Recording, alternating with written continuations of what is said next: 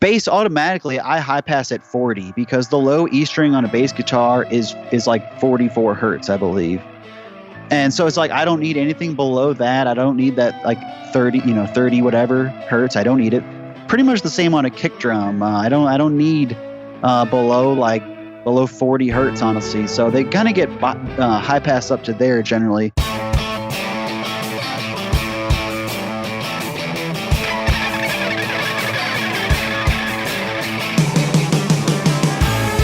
Welcome to Recording Studio Rockstars. I'm Lid Shaw, and this is the podcast created to help you become a rock star of the recording studio. Hey Rockstars, it's your host Lid Shaw, and welcome back to Recording Studio Rockstars, bringing you into the studio to learn from recording professionals so that you can make your best record ever and be a rock star of the studio yourself. My guest today is Paul Niehaus IV. A musician, engineer, and producer born and raised in St. Louis, Missouri. Paul is the operator of Blue Lotus Studio, an audiophile-oriented recording studio in his basement in St. Louis.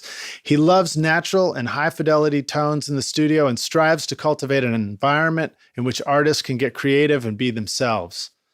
Paul has served on the board of directors for the St. Louis Blues Society since 2014 and has produced 3 celebrated compilation albums for the group.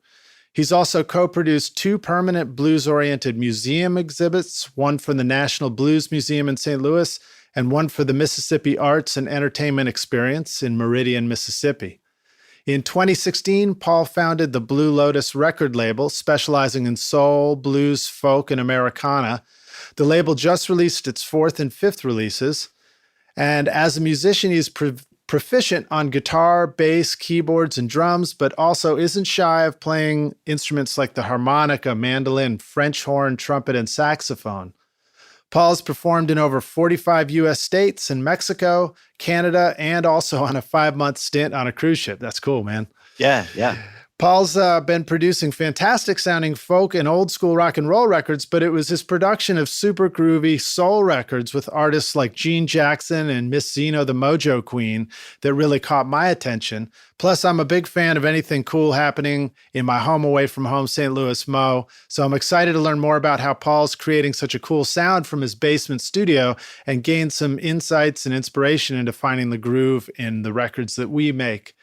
Please welcome Paul Niehaus to Recording Studio Rockstars. Paul, are you ready to rock, dude? Let's rock, Lidge. Let me drop a marker here. Did I pronounce your name right? You did. Okay, good. Yeah. Cool, man. So tell us how you got started out in recording. I mean, you've built a really cool studio and a place for yourself there, but how'd you get into this stuff? Well, I started recording in a super rudimentary sense with a buddy back in college. He was kind of the technical side of it. I just was more of a player. He was a player too, but he handled all the audio coming into the computer and the mixing and all that stuff. And at that time, we were in Cool Edit Pro, and we would just stack little parts, overdubbing things. And, it's a deep rabbit hole. That kind of got the bug within me, and I just kept following that rabbit hole. I come into this primarily as a musician, and I've been formally trained in music, but it's the audio side, the recording and the mixing, all that stuff was something that I kind of got obsessed with, and just started going on YouTube, checking out podcasts, nice. Including yours.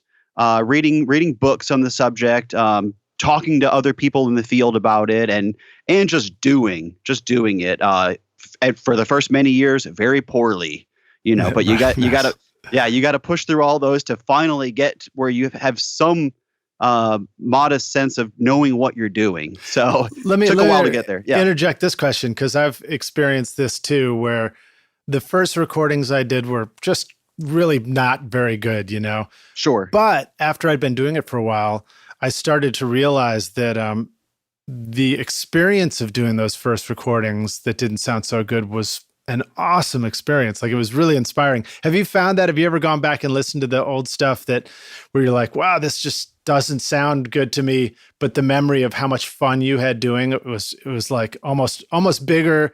Like you would like to have that much fun now recording at times? Right, right. Because it's like that Zen concept of like beginner's mind or no mind. Because at that time we knew so little about the technical sides that we were just in the music and in that moment, and it was so fun. And I still have all recordings from back then. I don't think they'll ever see the light of day, but it's fun to check them out and Yeah. see where you come from. Yeah. And yeah. So, because at the beginning, you don't have all these preconceived notions. You're just doing it. And, it's kind of like then once you start to learn a little bit about all the left brain things, it's kind of an uphill thing where for a while it might be even harder for you to get things that you're happy with. But then once finally you come on the other side of it where you can again forget all of the stuff, having known it and absorbed it, and then come back to it from that present moment awareness for the creativity aspect of it. Totally. I every once in a while I try and, paraphrase Picasso, which was this idea that, it took him years and years to learn how to paint, but it took him a lifetime to try and learn how to paint like a child again. There you go. Well, very cool, man. So Cool Edit Pro also, that was one of the first ones that I started out in. Sweet. I remember my roommate came to me one day and he was like, "Hey man, we can pick up this digital card for the PC that will that's an AES input." And I had a DAT machine, and it would allow us magically to digitally transfer my DAT recordings, the DAT tape recordings, into the computer. And then I could edit them in Cool Edit Pro. And all we could do was a 2-track. We couldn't even do multi-track back then. But wow. it was so mind-blowing to be able to go in and edit takes and fix them up and do stuff with it. And then sort of like bounce it back out to the DAT machine and take it back to the studio. Yeah, press play and enjoy. Yeah. Well, awesome, dude. So you started out, studying a lot of different instruments. I know that you're playing a lot of the stuff on the records you're producing now. And I was just telling you before we started this that all my St. Louis friends actually came down to my studio this weekend and we got to play. And I had it's a little bit more of a rare opportunity for me because I'm often recording other people's music. But in this case, Peter Brooks, who's another St. Louisan, actually. Yeah. Shout out to you, Peter. He's been a fantastic intern and assistant here, and he was, recording for us, and it just gave me the chance to jump around on different instruments. And I just find that to be so much fun when you get to do that and just like get into this creative flow, and anything you think of, you just pick up an instrument and go for it. Talk about that experience for yourself a little bit. Yeah, so I started on the trumpet in 4th grade, and pretty much, by 9th and 10th grade, I had added French horn, saxophone, and then guitar, bass, and then in college I started learning keyboards and drums. And looking at it from now, it's like a perspective that I believe that any instrument you can learn can help you get better on the other instruments, because we don't make music in a vacuum, right? We make music generally with other people.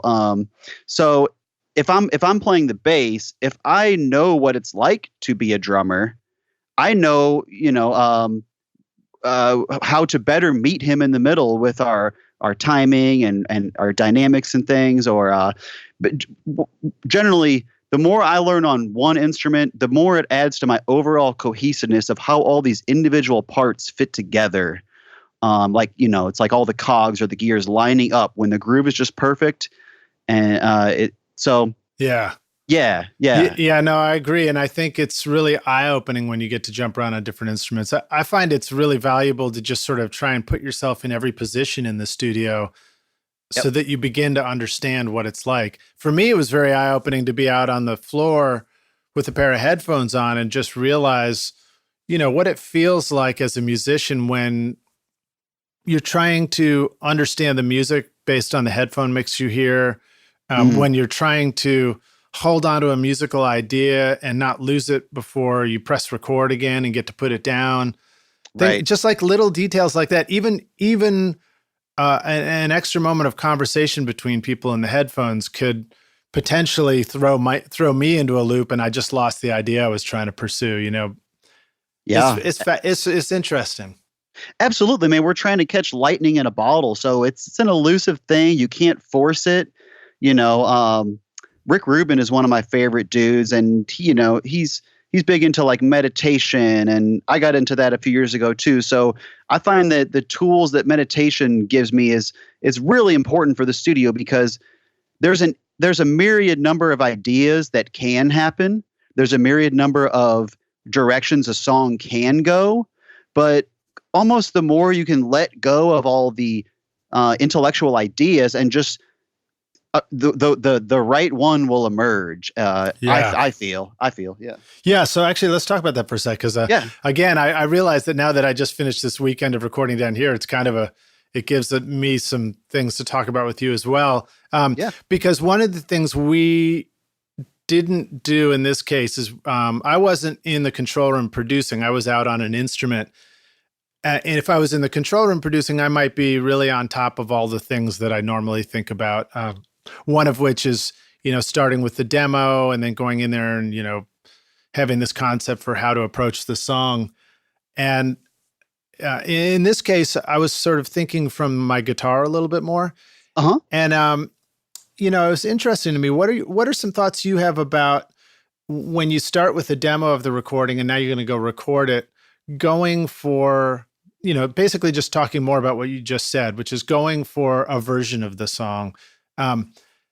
You must have experienced the times where you're like, we really have to recognize what was wonderful about the demo and let that guide us. And then sometimes it's like, just go out and do whatever you're going to do because that's what it's going to sound like anyway. And if you like it, great. And if you don't like it, well, then go record the song another time. Right, what are your thoughts on all that? Yeah, you're right. When you hear a demo, you should ask what are the strong aspects of this? Where could it go differently? Could it be slightly faster? Could it be slightly slower? Could the drums wait till they come in to the second verse or whatever? It's you just work over years on honing your subjective sense of what makes a good song, what makes a good arrangement. A song is telling a story. So the best storytellers, they just make it look effortless. So, yeah, say you have 4 musicians in the room and you're working on realizing a demo into a real take, right? Mm-hmm. I'm a fan of so I like to go out and whisper in musicians' ears because nice. I've early in my years I've made mistakes where you come out and you kind of you say to the group. You might address the group one thing that might not be working. Say I don't know. It seems like the kick pattern is not quite jiving with this, or that's just an example. But what's more powerful is to walk over, just walk out of the control room smiling, say, oh, it sounds good. Then nonchalantly go over to the drummer and whisper in his ear. I find that makes him or her more likely to take to heart what you have to say and with an open mind. It doesn't cause judgment from the other members towards the drummer in that example. So yeah, it's it's like a recipe or whatever. It's like a little bit of spice here, a little bit of spice there. What can I try? I like doing things creatively. I thrive on variety, so I don't like to do things the same way twice in a row.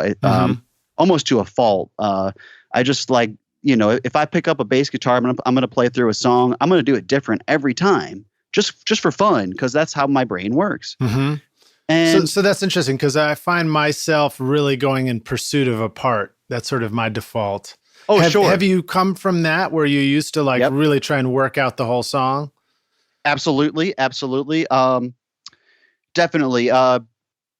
What I like to, I do a lot of my recording is just myself in the control room with a guitar or bass, whatever, plugged into a DI or whatever. And I like to just set the song on loop and then play through it 4 or 5 times. And I find that generally the last one is usually the best. And it's because it's in a loop. I'm not stopping and doing this or that. It's just got to the end of that one. And I have a little mental notes about what I could try differently. And then as you go, the part just kind of comes a little closer into focus. And then you've saved all of them, so you can always go back and comp the first one if it was just groovy and cool.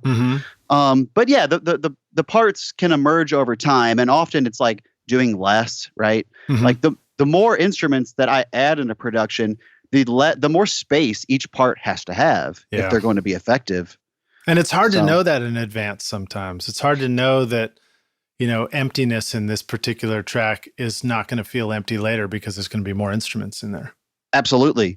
I love all the old Motown and Muscle Shoals and Stax and High records. They have all these little intricate parts in there, but none of them are too overpowering or busy. It's just everything just coexisting really nicely. Now, I will say that when those guys were making those records, of course, they had a full band.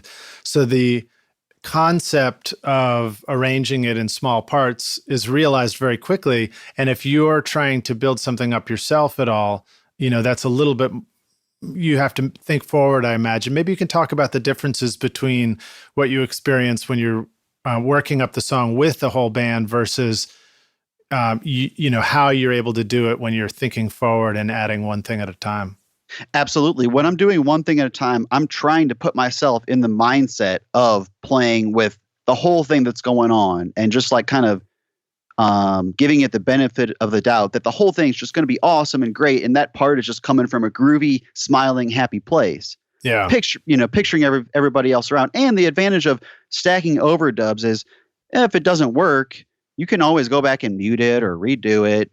But it's like, that's why I like to loop it like 3, 4, maybe 5 times and just go all the way through, then move on to the next thing. Because I generally in the studio don't like to get bogged down and overthink things. Nice. I'd like to keep things flowing as much as possible. Excuse me, the tangential nature of my conversation here, but say you have a band that's doing takes. When they're listening back to, say they want to play back and they're listening to something, I try to keep, after that take is done, I try to like kind of gently and kindly hone them into, let's get back to work. Let's not talk gossip about, too many bands, they want to hear, what'd you do last night? Or how was the show last night? I'm sorry, we can talk about these things endlessly at any time. We're here to work. Yeah. And it's a weird catch-22 because on one hand, maybe say for some sessions I'm getting paid by the hour, but at the same time, I'm just naturally driven to get the most out of it and to give them the most they can. But you can't seem like a taskmaster or a jerk.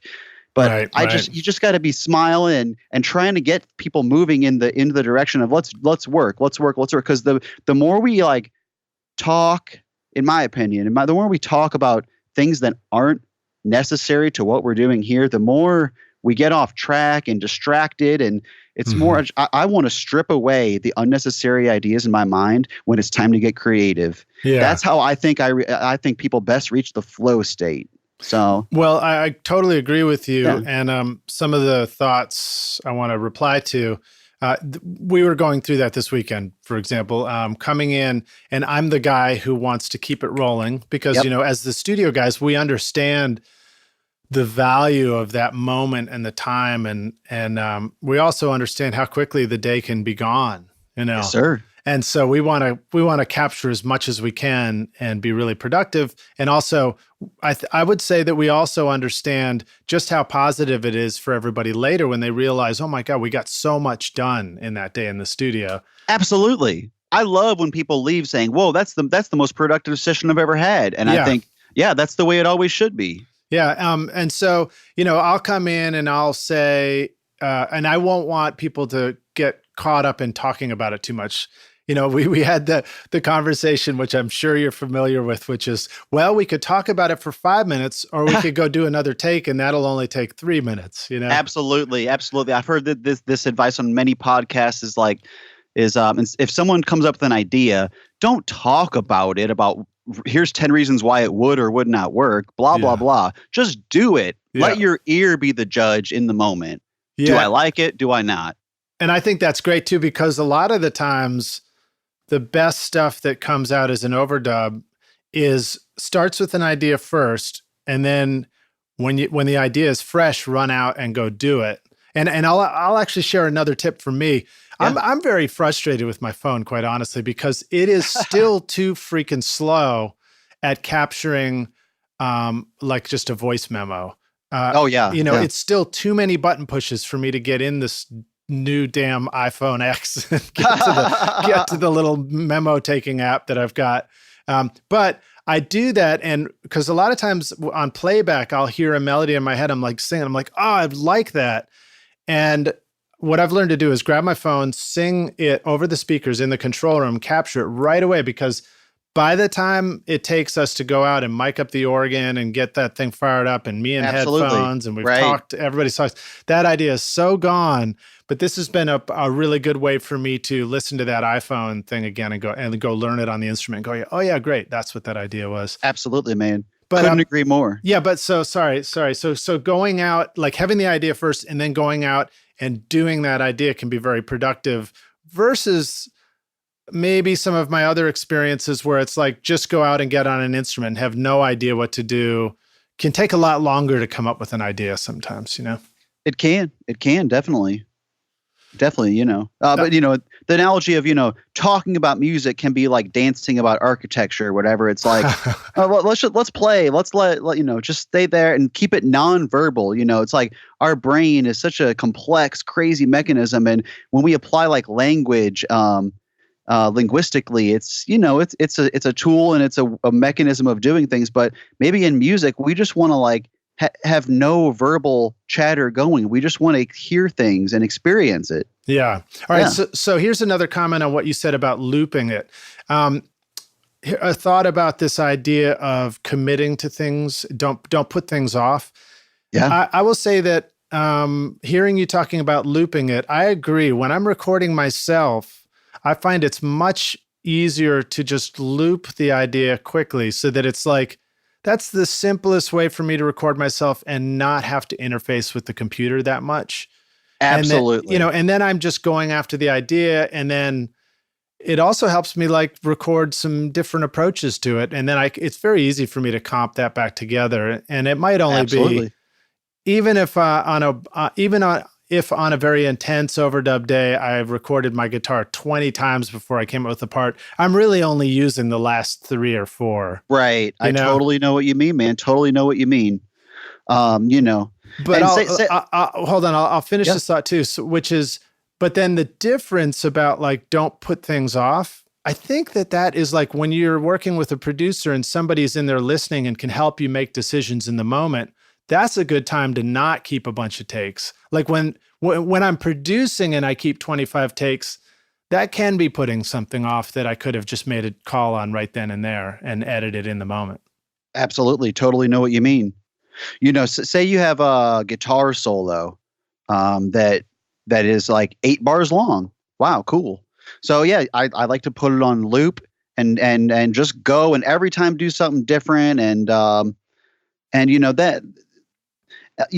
the putting it on loop has the advantage of you're not stopping and judging the one you just did, like by listening back to it or stopping and having to repress the buttons to start and stop. Mm-hmm. You're just like doing it. And then say like on the third one, you like think to yourself after you did it, okay, that was the one. Like you said a moment ago, then the next one, you can try something different. It's like trying things different and just getting creative and doing even weird, bizarre things. That's how you find really cool, crazy, cool ideas, Yeah. If you're not throwing out bad ideas, you're not throwing out enough ideas to get the really good ideas. Yeah, I agree with you. You have to get out of your head. Yep. You have to get into that place where your conscious brain is confused and your unconscious starts to take over and do things you never thought about. That's it, man. Creativity is like the border of like order and chaos. And I like embracing the chaotic element of creativity with doing solos or endings of songs. Like usually when I get to the ending of a song, I'll just like do something crazy on whatever instrument. And sometimes those ends up being cool and stays in the song, and the other parts kind of play to it. Yeah, that's a good time to find a hook sometimes. Yeah, totally, man. Let's talk about hooks for a sec. Tell the rock stars what hooks are and what you think about them, and what does it mean to have a hook in a song? Well, I think of a hook like it's an enticing little element of a song that the listener kind of unconsciously digs and gets into. And generally the hook, I think, could be some people use that term to just generally describe the chorus. Okay, maybe the chorus is the big payoff for the song each time it comes. Mm-hmm. So it's just generally like the elements in a production that that really draw the listener in, and that we remember, right? That like, or we might sing along there you go, when sing it along. comes, or maybe it even repeats in the song, but it doesn't always have to, right? I mean, a hook could happen just once or maybe twice total. Absolutely. There in general, I like the rule that there are no absolutes. Like, right. It's good to learn all the rules and music conventions, but then don't let them hold you back. Know them, but always try something different. Yeah. Yeah. All right. Well, so let me jump in on some more questions here. Museum exhibits. I don't think I've talked to anybody before who's done a museum exhibit. That's very cool. Tell us the story behind that. Yeah, man. The first one was the National Blues Museum exhibit. So the idea was to try to give museum goers a sense of the different regional styles of blues. The parameters were Delta blues, Memphis blues, California blues, New Orleans, the St. Louis Chicago. blues. They did not do St. Louis. They did not. Oh no, wait, I'm sorry. Forgive me. They did. They did have a St. Louis blues. Yeah. So all those different elements, and I've been involved in the blues scene in St. Louis for about 12 years, I'd say. I started going out and seeing a lot of the old blues heroes when I was very young and chatting with them on their break and stuff. So I've been very involved in blues. So it was really sweet to do that and to pick a piano player and drummer that could do those different styles. And so basically it's a weird thing. Like the different styles they're all at the same tempo and same key so that they can almost be like mixed and matched. So you can like kind of combine them and make your own kind of style of a blues song. So, it's like, well, how does a Memphis blues sound different than a Delta blues? Then it sounds different than a Chicago blues, It's like barbecue. It is. There's all these little subtle things, it's down to different tone, the timbre. Okay. The playing, the phrasing, maybe what guitar and pickup and amp combination you choose to capture it. So, That's great. Yeah, man. I like that. Just hearing you describe it, I'm reminded of how legitimate an interest and a pursuit that can be it's like, it is like cooking and it's like a variety of ingredients. And if you're really into it, then it's like, you want to try chili from a whole bunch of different places or barbecue. It's cool to think of listening to all the different performance styles. But, when you talked about tone and timbre, you might also be talking about just literally the sound that came out of certain regional studios. Oh, absolutely. Man. I love that aspect. My favorite records in general are the early 70s high records from Royal Studios, Willie Mitchell produced. Talking nice. Al Green, Otis Clay, Ann Peebles, Syl Johnson. Okay, same players on all the instruments. The Hodges brothers, Howard Grimes. And this is Memphis. This is Memphis. Okay. Yep. Take it. So it's just all it's everything's just the same on all these records, and it's like my wheelhouse. I always go back to those records. That snare drum, it's like I think it was recorded with a 77, pretty dang close to the snare drum, and it's just this dry thud that just like if you ever notice you're out at a restaurant and Love and Happiness or Let's Stay Together comes on, and at a restaurant maybe the music is pretty low. Like you can, if you're not really paying attention, you don't hear it. Mm-hmm. But you that snare drum, yeah, it's just like that to me. That's the golden reference for a snare drum sound. I love it. It's like in a way, it's funny. It's like it almost doesn't, unless we were maybe doing bluegrass. I'd say no matter what genre of music we're listening to, somebody's got a golden reference of a snare drum for their style of music. And that's the thing is it's a subjective thing. That's just my own personal bias. Yeah, but why? Why do we care about snare drums so much? Well, it's that 2 and 4. It's just that anchor. It's like the 1 and the 3. Hits the low end. The 2 and 4 hits the top end. And without both of them in conjunction, it's not quite the same. It's just so many popular styles of music in literature that maybe 80 or 90% of the songs are in 4/4. Yeah. It's just that anchor, and it's just like, yeah, man. And if we were doing EDM or potentially even hip hop, we might care more about the kick. It might be our golden reference for a kick drum, Right.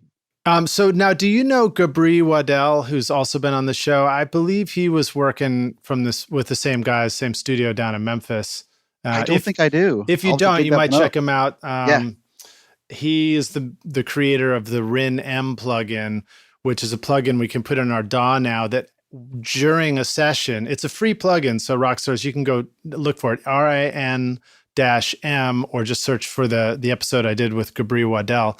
And you put that in your session, and then while you're recording, you can put the credits for each musician and engineer and producer into the session. So it sort of like is carried along with the song production, and then you can hand it off at mastering and hand it off to the label at the end. Wow, so that's cool. Yeah, he's really trying to solve the credit thing. I digress anyway, but you reminded me of him talking about Memphis and the whole scene, the blues scene. So what about some other, tell us about some other blues sounds that you've really dug? Well, blues, Jimmy Reed records. How can you not love a Jimmy Reed record? The dude built a whole career off of the 12-bar blues, basically, and it's just that very simple style, 2 guitars, bass, just the sound of all those old records, the sound of the Chess records. Stacks. I love the sound of Stacks, just all the parts played perfectly, and really in this day and age, I kind of think, picture a recording like a song. If we had to like score it in perfect parameters, right? I think that there's like the style of the playing, like the way that all the parts are played, that could be a parameter. Maybe the instruments that they're all played on, like it sounds different to play an Al Jackson beat on a 70s Ludwig kit than it does a 2000s Pearl export kit or whatever, just for example. It's like, do you have the right period piece? Like, are you in the wheelhouse of the tone? There's all these different ways you can tune a snare drum depending on the genre, right?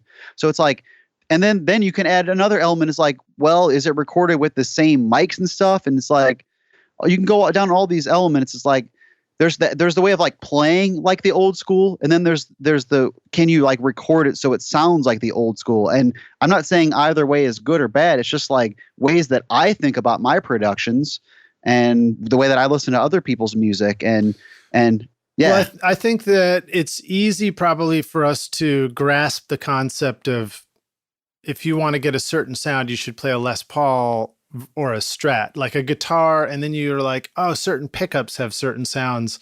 And it's an extension of that to go like, well, certain snare drums and, drum sets have sounds. Well, now certain miking techniques have sounds, and certain mics themselves have sounds. Yeah. So that makes perfect sense. And you can really get into it. Talk a little bit about your own experience. How often do you find, like a headbutting going on between, hey guys, it doesn't matter which, we don't have to copy everything to make this record moving forward, versus the times where you think, no, we should go for that sound if we're going to press record today? It's a good question. Tonally, let's see. No, it's like, yeah, if it's the style of recording where it's multiple people in the room at the same time playing, yeah, there's not much changing. Like, sure, you can like go back later and EQ each track a little bit separately, but you should address those issues then. Like, if that's not the guitar, if your guitar tone, if it's not bright enough for you, brighten it there at the source. Always go back to the source. That's the best way to fix it. In the old school, the Glenn Johns and all those dudes, I love all those old dudes' approaches. It's like listen in the control room how it sounds, then go back out on the floor and tweak it to get it, to sound different. Instead of going to additional processing or this or that. Well, what happens if I move the mic back a couple inches or a foot from the guitar amp or whatever? Yeah. It's like that. To me, that's the best way to try it. That's the best way to hone it in. Well, so let's start talking about your studio. Tell us about Blue Lotus Studio.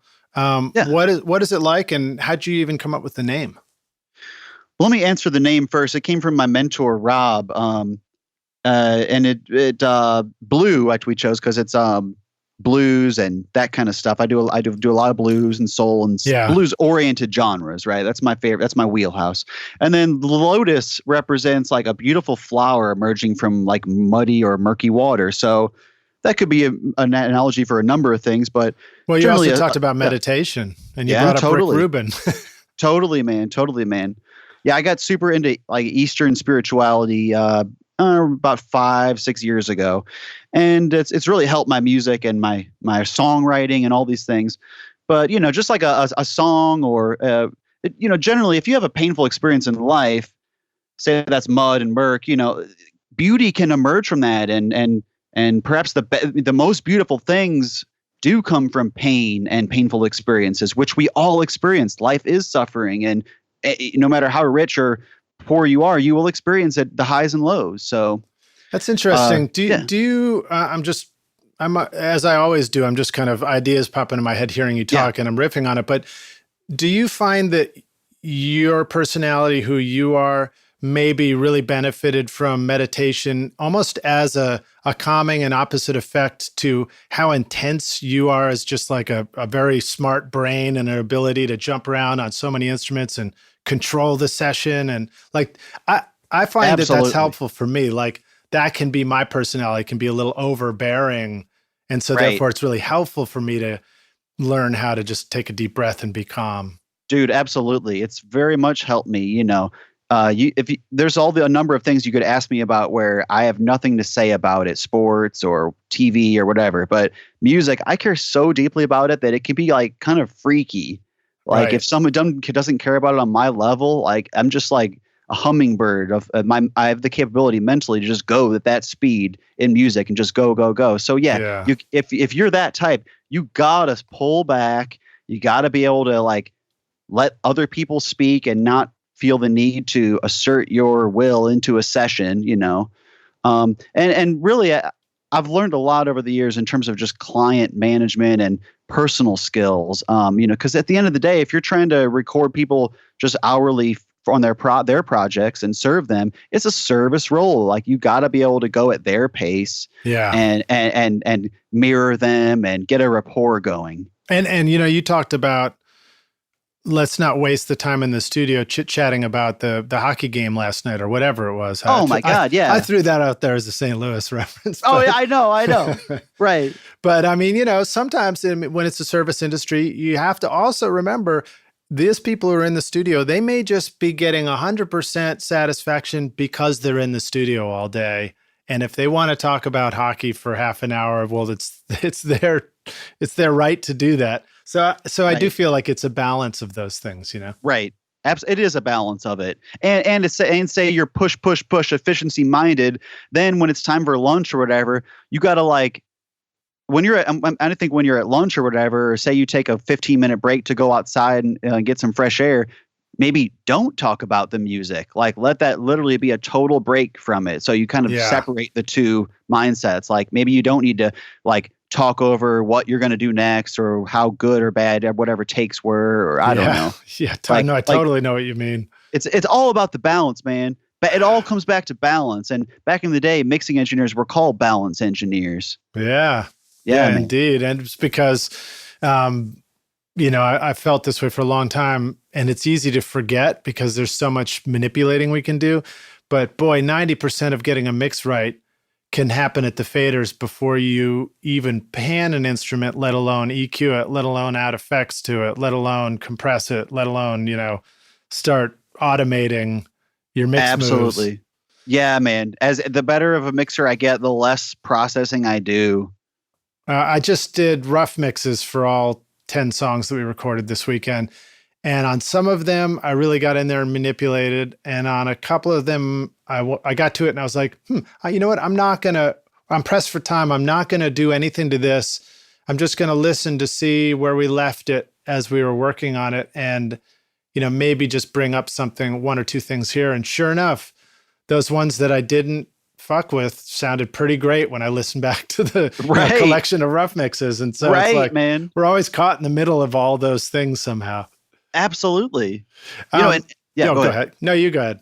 Well, ear fatigue can be a thing too. It's like that's why mixing quickly is such a beautiful thing, because you trust your instincts, it sounds good, you print it. All right, go to the next song. Instead of like micro analyzing every element and getting bogged down, and then an hour later you've lost your perspective. Yeah. The more you hear a song, you gotta zoom out and like go outside and get it off your mind and think of something else. And, but because there's no substitute for coming into the studio in the morning with a fresh set of ears and a fresh perspective after a good night of sleep, so cultivating that ability to just like let go of everything that's already happened. And like right now, how does this sound? How accurately am I perceiving this? Because if you're super fatigued and it's late in the day and, you really shouldn't trust your decisions at that point, like EQ wise or whatever, because, in mixing, because usually maybe you're just compensating for your ears being blown out. And, I'll sit here at times, I work crazy hours sometimes in the middle of the night. And like, I like accurately, I perceive like, whoa, like why did my left ear just start going, ooh? You know what I'm saying? It's like, okay, it's time to go to bed, dude. Put it down for the night. Your ear is literally singing harmonies. Right. Boy, you know what? That reminds me. There is something called, what is it? Is it called otoacoustics or something like that? It is the ringing in our ears is, some people, that ringing is actually audible. You could actually go up, put a microphone up to their ear and you're going to hear the ringing coming out of the ear. Oh my God. So maybe your ear really was singing some harmonies. I mean, it's not a subtle thing. It's like, seems pretty loud. And so it's like, whoa, zoom out. So I was going to make a comment when you talked about the rough mix and you talked about like, you could spend another hour digging in, because I just did that this weekend. And sure enough, some of those, there was one track that I was like, I could have just kept tweaking it. And the point is, I wasn't even addressing the problem that was gigantic that I didn't hear till I got away from it, listened in the car, which was the bass was fucking insane, and it was like, I couldn't even turn it up, so it's stuff like that. It's just, I agree with you, working quickly and not, because you need to just get away from it and come back with that fresh perspective, and you'll notice stuff immediately when you do. Absolutely. So let's take a break for a second. We're going to come back in for some really digging into specifics about making records with you at your studio. Rockstars, a reminder that you'll find the show notes to what we're talking about at rsrockstars.com, or just on your listening device. You can just click right through and find links, including a great YouTube playlist that I've made of some of these fantastic records of Paul's. And also, when you go there, when you check out the YouTube, please remember to like and subscribe so that we can make sure you know about the next ones that are coming up. We'll see you guys in just a minute for the jam session. Hey everybody, it's Lid Shaw, and I want to thank you so much for listening to this episode of Recording Studio Rockstars. I really appreciate you, and I really appreciate your time. And as a way of saying thank you, I've created a special mix tutorial just for you, Rockstars, totally free, called the Mix Master Bundle. With it, you get over 2 hours of detailed videos watching over my shoulder as I mix a song in my studio. Plus, I give you the free ebook that explains how I recorded the tracks, and you get downloadable multi-tracks so that you can practice your mixes, including the Pro Tools session file, using nothing but stock plugins in Pro Tools, all of which you would find in any other DAW, whether you're on Logic or Studio One or Reaper. Maybe you're struggling with trying to improve your mix technique, or maybe you just simply don't have access to multi-track files or can't record a full drum set in your studio. I wanted to give you a chance to create your own mixes from full drum kit, bass, and guitars recorded in my studio. The song is called American Winter, and it's off my instrumental record Skadoosh, and it's all available for you totally free right now. All you need to do to get it is go directly to mixmasterbundle.com, enter your email, and I'll send all the files directly to you. Thanks so much, Rockstars. We'll see you guys in the jam session. Cheers.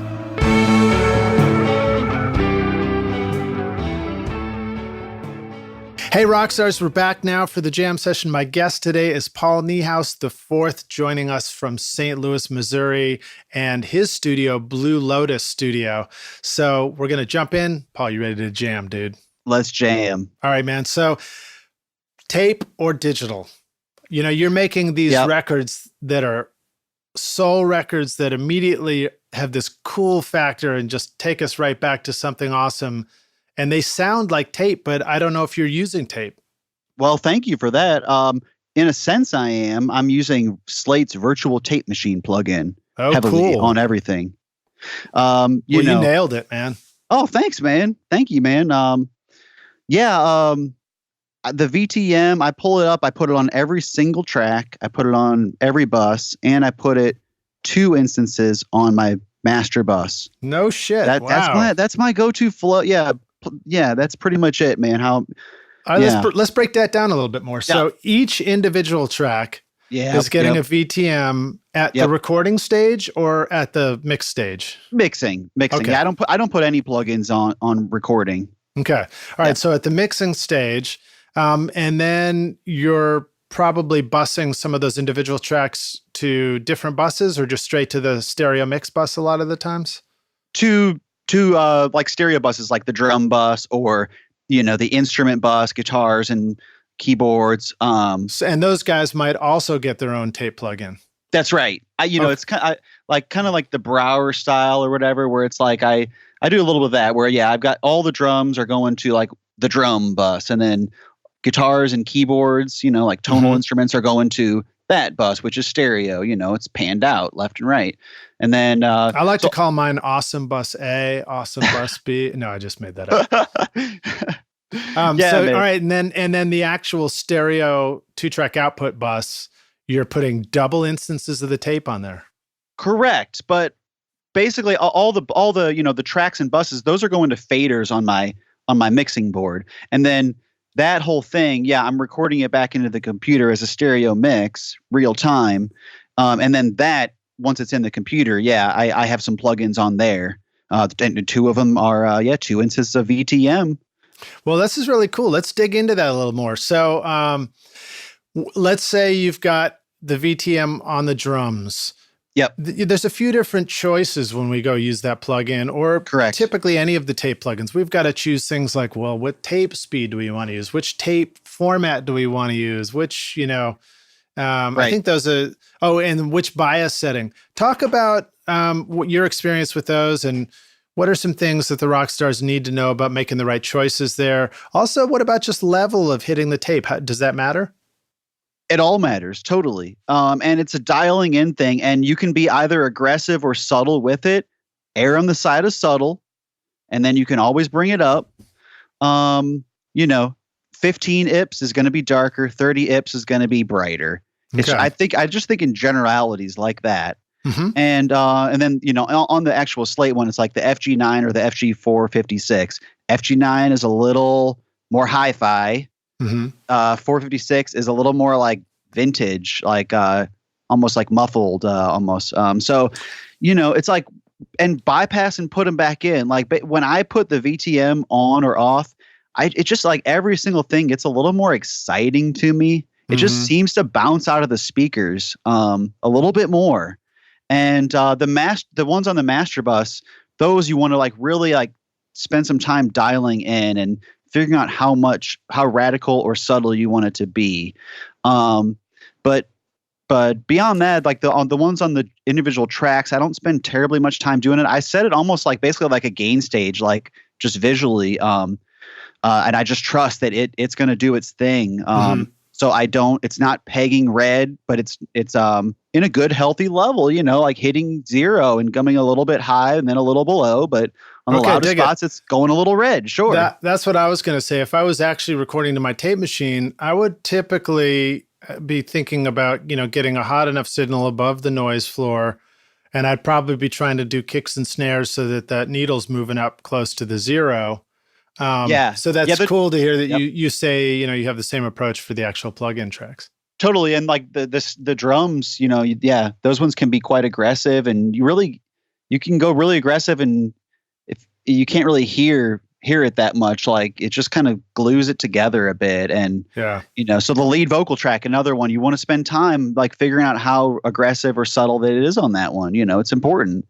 What about the bias switch? Is that something that you mess with much? Not terribly much. It's pretty much always default.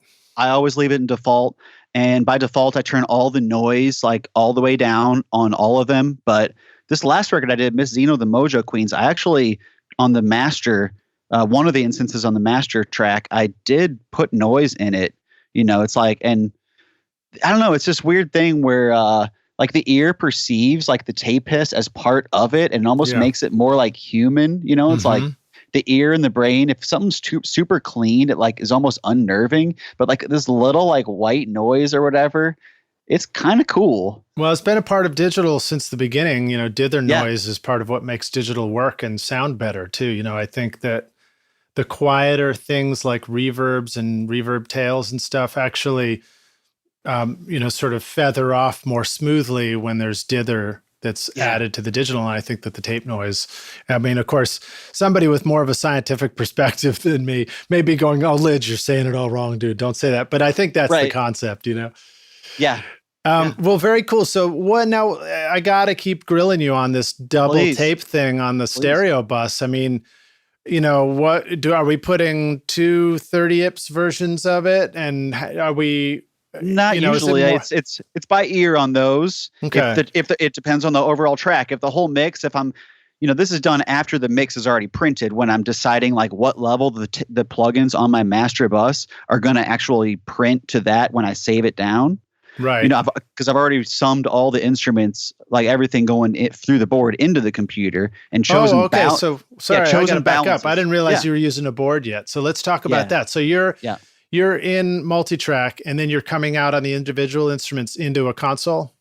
Yes, or the buses, like say the drums would be like 1 and 2, and then the bass is 3, and so I do the processing within Logic. And then I do send them to the faders on my board, and I'd record the tracks real time with like a bus compressor on it that I dial into. Dig it. Yeah, what's your console? It's a Toft ATB 24. Okay, cool. Is that a newer or older one? I haven't been using the Toft ones. It's newer. It's like it's sort of in the style of a Trident. Oh yeah, right. Yeah. Nice, clean, bright, and punchy if you need it to be. It's cool, man. I like it. The preamps on it sound good, and it does the job. Okay, cool. So then you might go through the console, and then the 2 mix out of the console goes back into Logic. Yes, and gets printed to a stereo track. Yes, which I'm monitoring, that the one that's going into the computer, and having the plugins on there, like generally as from the starting point while I'm listening to it, because I want to know while I'm mixing it, like kind of where it's going to be, Yeah, absolutely. And I think it's always good to listen to what the actual print is off the computer, because if that's your final master, it's good to make your judgment calls based on what it really sounds like. Most definitely. And then you are using, I think you said you're using an Orion 32. Is that your interface? That's correct. It is. So tell us a little bit about that. Tell the rock stars about that and what you like about it or don't like. I mean, my understanding is, for one investment, you're getting quite a lot of inputs and outputs to your computer, right? Well, yeah, it's got 32 in, 32 out. I use 24 of them in and out. I have a 24-track board, and I only actually have 22 tracks on my board, because 23 and 24 are my stereo left-right overall. Right. And I like it because it's there, and I don't know what it does. I don't hear it. I just want transparency, and I don't want to lose anything fidelity wise. I used to record at 96, but these days I record at 48. Okay. And like 24-bit, 48. Yep, that's right. All yep. right. Actually, it might be 32 float sometimes, but yeah. It's just there, and it does the job, and did you arrive at that through some sonic decisions, or is that the right balance of computer processing power to high fidelity? So my friend and mentor, Rob, that I referenced earlier, who came up with the name Blue Lotus, he like came into my life at a opportune time when I was like going from like amateur to professional level of recording equipment and stuff. And he like just made stellar choices and like recommending things to me and helping me navigate all these things. And like, he helped me make all my own custom cabling and all this stuff. So, nice. Yeah, man. So he recommended it, and I went for it. The value of having a mentor can't be underemphasized. Absolutely. No, it can be underemphasized. Can't be overemphasized. Absolutely. I remember when I was in St. Louis, one of my first mentors was actually a guy that was renting us. I apologize. It's been so long that I've forgotten his name. It was, 35 years ago, but he was renting us PA stuff And then I would go over and when I had a 4-track, I told him about him. He was like, well, you really need a good mic for that. And one day he just loaned me an SM57 of his. Yeah. And that was the first time I had ever taken a mic back and tried it out and been like, holy shit, this really sounds great. What a great mic, you know? Right. So, level up. Right. And that's all it took. It just took somebody who knew a lot more than me, who was willing to just say, you know, give me a little bit of advice, a little bit of insight. So that's really valuable. It's super valuable. And you don't need just one mentor. Find multiple mentors, you know, and find a way to try to reciprocate them for their time and their knowledge. And you know, there are amazing people out there, and seek them out. Well, so let me ask you about, I had a couple of actually other folks I wanted to ask you about. Do you know, for example, another guest on my show is Nick Devan from Magic and Threes. He's down here in Nashville. And I was really thinking about how you guys are doing some similar stuff. Right. Like the throwback soul sound. I enjoyed that episode and on your show with him. And I dig their music.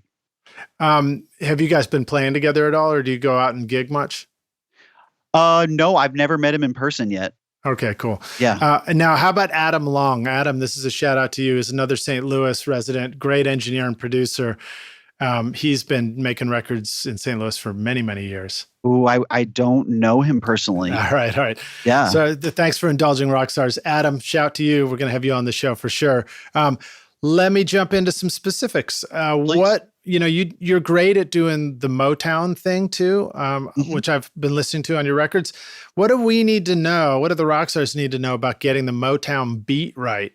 What is that? I mean, when I think about it instinctively, I think about that kind of quarter note snare thing and the feel, but there's probably more to it. You know, I never really know what's the kick drum doing on a song like that. What's the hi-hat doing? Talk a little bit about, you know, getting the drums right for a style like that. It's a great question. It's like I would describe generally the drums need to play simple, but then at the ends of phrases, they need to like know what the right kind of fills to do. You know, it's like, and it's simple fills. Like I find back in the day, the parts like were so much simpler. Like you could sing back the fill to the drummer. And I find a lot of modern music kind of gets off the rails when it gets super esoteric and busy. Yeah. Like if a drummer needs to play a fill that like I literally couldn't repeat back to him, it has so many like notes and it's not even really in time, and then the beat is kind of thrown off. I don't like that. Like that's why I gravitate towards like the old music and the old style of playing. Because it just has this integrity of the groove. It's all like you have to serve the groove. And, you know, take a drummer like Steve Jordan. He's the man. He's amazing. You know, it just like can play like the same amazing groove over and over again without variation as long as you need him to. But then when it comes time for the perfect fill, he's there, and just it's a dynamic thing. Like the great players are just the great players. So any player trying to learn the old style should listen to those old records and play along with them. Like put on some nice over-ear headphones and go to the drums and try to do what they're doing. You'll notice it's a combination of simple but with energy, you know? Yeah, well, as making records in Nashville was the first time I learned that there was a language. There was actually a vocabulary for drum fills that people would use in the studio here. You have like Pat Boone, Debbie Boone. That's it. It. I love that one. And you have bucket of beans. You know? Yeah, right. There you go. Right. And you'll hear the very first track of my most recent record, Ms. Zeno's Back in Love. It's called Back in Love. It has the same drum fill as my favorite Otis Clay. My favorite album of all time is Otis Clay's Trying to Live My Life Without You, Baby. So we had at the very beginning of his very first song on that album, the title track, it goes pop, pop, boom.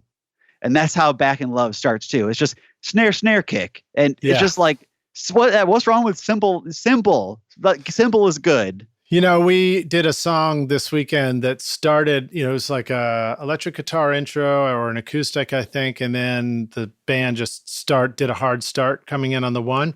And then afterwards we're listening, we're like, man, it really needs like a plap, boom, and going in. Yeah. And we just he went back out to the drums and we just punched the fill going in until we had the right fill. And it was like, it was so easy to do that. And it would have been so much harder to try and like, I don't know, just worry about whether that was somehow attached to the perfect full take. it's a reminder that sometimes you can just kind of get the take based on some, the pocket and the tempo. And it's not that hard to go just replace a fill if you need to and just simplify it and have the right thing there. What are some thoughts for you about what makes fills right in songs? Have you ever felt like the fill should be more closely attached to what the vocal phrasing is doing, for example? Oh, absolutely. The vocals, totally, man. The best drummers are like listening and focusing on that, and just it's all serving the song, So yeah, and generally, if someone's going to take a fill at some spot, maybe everyone else needs to play a little simpler there, or it's hard. It's easy to overanalyze it, but yeah, it's an experiential thing in the moment. It's just like all the parts interacting together in the magical way. The old records have such an amazing groove, and there are so many great modern records that are great in this aspect too, like Dan Auerbach's productions. Mm-hmm. I love it. He's like one of my it's some of my favorite stuff, and I love listening to his records. All the parts are just perfectly there, and you want to talk about hooks. All the it's like ELO, those records, Traveling Wilburys, those records. It's just like Hook City. Like play if you want to learn how to play drums, play along with those records or whatever great old records or new records. Just pick good things and go rehearse your drums to the hits. Dude, it's a really valuable thing. Practice your hits to the hits. So let's talk about how you record the drums. Your records have a really awesome, simple sound. Really cool. What are your feelings about using minimal mics versus lots of mics for tracking? How do you like to record the drums? Generally these days, I do 2 kick drum mics, one within the kick and then a ribbon right out of the kick. And I love the sound of a ribbon right outside of a kit. It's just like this perfect ribbon right outside the sound hole where the blast of wind is destroying the ribbon. Is that what you mean? No, not right there. Definitely not there. Right. Tell the rock stars about that so they don't blow up their first ribbon mic. Generally ribbons have a very sensitive, proximity effect. So if you're putting a lot of air, like a vocalist was right up on it and screaming into it and plosiving their P's, it will likely destroy the ribbon mic. Especially if it's a Coles 4038 will get destroyed very quickly. I've blown out the ribbon by putting it out in front of a drum kit and just that blast of air. And I think it was like 2 to 3 feet from the kick drum and it still blew it out. So sorry to derail you. Keep going. A ribbon can sound great on a kick drum, but where should you position it for it to sound great outside the drum? Not in front of the sound hole if there's a sound hole, so that it won't get hit by that. But I keep it let's see, it's about 1.5 to 2 feet in front of the front head. And I have like a dynamic within the kit that has like a lot of highs and lows, let's say. Mm-hmm. That's what I might use it for. But the ribbon is this perfect, like the low, mid-range, and the mid-range are just like, it's pillowy. It's just like this natural old kick drum sound. And so I love doing those. Snare drum, a dynamic on top, dynamic on bottom, reverse phase, close on the mics on the toms. So that's like the close mics. But then I've got I usually have like a ribbon over the kit and a ribbon out in front of the kit and a condenser over the kit. That's if I have all those, I know that if I just record all those, I know that when it comes time to mix it, I'll be able to tweak everything and get it sounding just like I want it to sound. There's just so much flexibility with all those things. Like generally, I don't like stereo overheads. If I have a condenser and a ribbon over the kit, they're like super close to each other and in phase with each other. Okay, all right. Well, let me dig into some details there. What are some either favorite or just recent choices for those close mics? The inside the kick, the top and bottom snare, the tom mics. Let's see, man. I just got hip to the Slate ML2. Familiar with that? I don't know that one. No, is that one of the modeling mics? It is. It is. Okay. It's like their small diaphragm condenser modeling one, and I just got a pair of those, and I'm using them all the time. They're really cool. So I've got that. Been using that on the top of the snare, and under the snare I've got like an i5. But like a 609, I've used that too. What's a 50, the 50 i5? I don't i5 know that one, actually. it's an Audix. It's kind of like a 57. Okay, dig it. Yeah. Is it a little bit brighter than a 57? Yeah, I think it is. Okay, cool. Yep. How about inside the kick? Inside the kick, I have like an EV dynamic mic with an Earthworks kick pad, which is like an EQ filter that I think is adding lows and tops. It's just kind of doing a little pre-EQ. So interesting. That's cool. Yeah, man. See, I'm always glad I asked these questions. Sure, the rock stars are. Yeah. How about tom mics? You were saying the 609, the EV 609s or whatever. No, I honestly on those I keep it super simple. I just have these clip-on, super cheap CAD microphones because, toms, I don't know, they just sound all right and they're easy because they just stay there. And you also need mics that it's okay for people to hit them with the stick sometimes. Yeah, they get hit, man. They're rugged. Okay, dig it. And then let's talk about, you said a ribbon out in front of the kit. Is that the same ribbon that's the kick, or would you have a ribbon for a kick plus another one even further out in front? It is a different one than the one in front of the kit. It's probably maybe 6 or 7 feet back from the drum kit, and it's up high enough that it's not getting a lot of the kick because I've already got that covered. It's getting kind of everything else, but there'll still be a lot of kick in it. I'm not saying that. Would it be like ear height or chest height? Yes. Okay. Chest to ear. Yeah, that high. And I usually use a 44 for that, an AEA 44.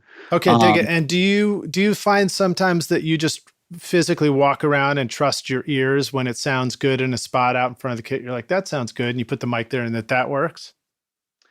Absolutely. If you have the luxury of the time, closely dial it in. But I've my co-producer for a lot of my records is this dude, Kevin O'Connor. He's one of my best buds, and he's the Blue Lotus co-producer. So we just work a lot together. So honestly, I work super fast. I'll just go out and put it where I usually put it, and it usually sounds great. And there's so much you can do after the fact, because that one, the ribbon out front, is nice to and again, all the processing I do after the fact when I'm mixing, it's nice to compress and high pass it so you're not getting a super big kick sound, but compress it or brighten it. Ribbons are great because you can really crank the highs and it's musical. It's not super harsh. Yeah. Okay, dig it. And then you were talking about the overheads. You'd have a ribbon and a condenser, but you also talked about it being important that they're in phase together. So tell the rock stars more about what that means. Meaning, I choose to do mono overhead. So I like to have the two mics up there and with their capsules nearly as close together as possible. But if they're not as close together as possible, they're at least a similar distance away from the snare or the whole kit, so that all the sound waves getting to them are in phase, ideally. So that when you bring up one or the other, you're hearing it and not them canceling each other out to be out of phase. So, I will say with all these multi-miking things like drums, I use the Auto Align plugin. You're familiar with that one from Sound Radix? Yes. Yeah. Yes. I don't think I've used that one. I have some alternate, but I've heard people really swear by that. So tell us more about that one. That is a thing where you can set inputs and outputs you put it on each drum mic again after everything's recorded, and you say I'll send the top snare mic to the bottom snare just to make sure that they're perfectly in phase, or the inside kick to the outside kick to make sure that they're perfectly in phase. So it calculates their distance and polarity algorithms and just kind of automatically sets it. And it's not like a gold standard where it always works perfectly. You still want to go in and you can tweak it forward or backward by samples or switch the polarity even more again. But it's a tool to get the drums overall in just a more cohesive, tight hitting at the same time spot. Yeah. So it's time aligning. It's adjusting the timing of each track on your multi-mic drum setup so that they sort of come into focus together and hopefully hit with more impact, right? Yes. Now, let me ask you this question. So here's the elephant in the room question. Do you sometimes work with that and then go geez, I don't know. I mean, all my favorite reference records, they didn't have this tool back then. So should I be using it? I totally know what what's you your mean. approach to that as far as, striking a balance? Right. All the old favorite reference records, right? Those were everybody all together in a room generally. And if I have that going on, which I love recording that way, and I want to do more and more of that in the future, everyone in the room, then yeah, it's not such a heavy thing there. But say that you're stacking overdubs. I find that at that point, it is important to make sure that if it's more than one microphone on a source, even if it's an acoustic guitar or whatever, I do find it's important to get those as real and in phase as possible because, I just like the more hi-fi sound of like a defined thing in a stereo field as opposed to like more diffuse. Yeah, no, I agree. And I like that you are talking about stuff where you trust what you're hearing versus overthinking it, like what I described as that doubt going like, well, they didn't used to use this tool when they made records. There's some legitimacy to that because sometimes that'll help us simplify our process. But at the same time, you could also describe my question as overthinking it and like doubting yourself instead of just liking what you're hearing and moving forward. Right. Absolutely. So what about hi-hat? Do you like to put a mic on the hi-hat in the ride at all? Or is that come through that mono overhead? I don't like hi-hat mics in general. I don't use them. Every time in the past I have recorded a hi-hat with like a mic on it, I never use it in the mix. Okay. And yeah, so no, nor a mic for the ride. It's just an overhead that gets everything. Yeah. Dig it. All right, cool, man. Well, let me see here. Let's jump forward and talk about, you talked about sort of like a low cutting on that room mic so you didn't get too much kick. And that brings up the question of how do you know if you've got too much low end in your mix? You're doing these soul records. They feel great. There's a lot of groove. There's a lot of bottom. They have to be fat enough, right? Absolutely. How do you create a benchmark for yourself on the drum and the bass and knowing that you're really nailing the low end on your records? We haven't talked about your monitoring situation in the studio. Is that part of it? Do you take it out of the studio to make final decisions? Talk to us about that process. Yeah, the critical decisions are made in the studio control room mixing. So yeah, you want to like reference material that you like, or just have an awareness of what a variety of genres of music sound in your system, and you want to be able to trust what you're hearing. So I've got some Focal CMS 65s, and I've also got like one of those baritone little grot box things, and the focals are in conjunction with a super lo-fi like consumer stereo sub, because I want to feel a little bit of what's going on down there and know what's happening. And yeah, man, it's important where you high pass bass and kick in these genres of music. And in general, it's a very subjective aesthetic thing, but in general, when I'm hearing records and seeing shows, I find a lot of modern shows like the kick drum seems to be in dominating shows. It's like in such a high in the hierarchy of volume. It's like so in your face that it's kind of an epidemic of modern, like sure. I hate it, man. In some genres it's appropriate, but like say you have like a blues or soul band playing like big outdoor stage, by default they're going to mix it like they mix everything, which is big kick drum. And so yeah, you got to pick where you I put a high pass on the kick drum.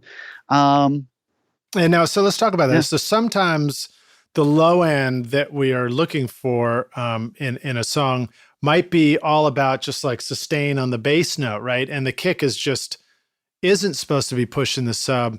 I mean, have you discovered that you have to choose whether, who gets the bottom, or do the kick and snare kick and bass both get the bottom? They need to like interact well together. But yeah, in general, I do subscribe to that like one needs to be up on top and one needs to be below, like in terms of sonically, like when I'm EQing them and punching out the low end.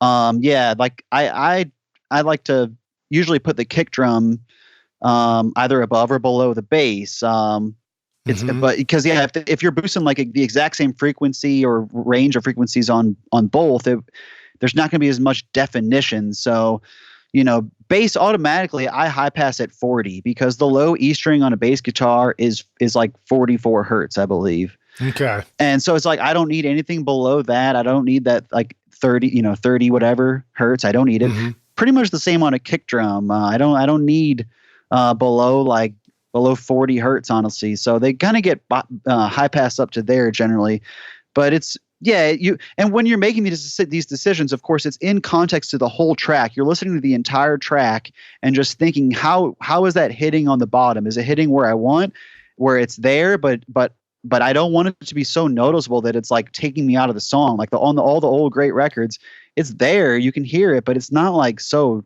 distracting. Yeah, no, I totally, and I really appreciate you sharing some of the specifics.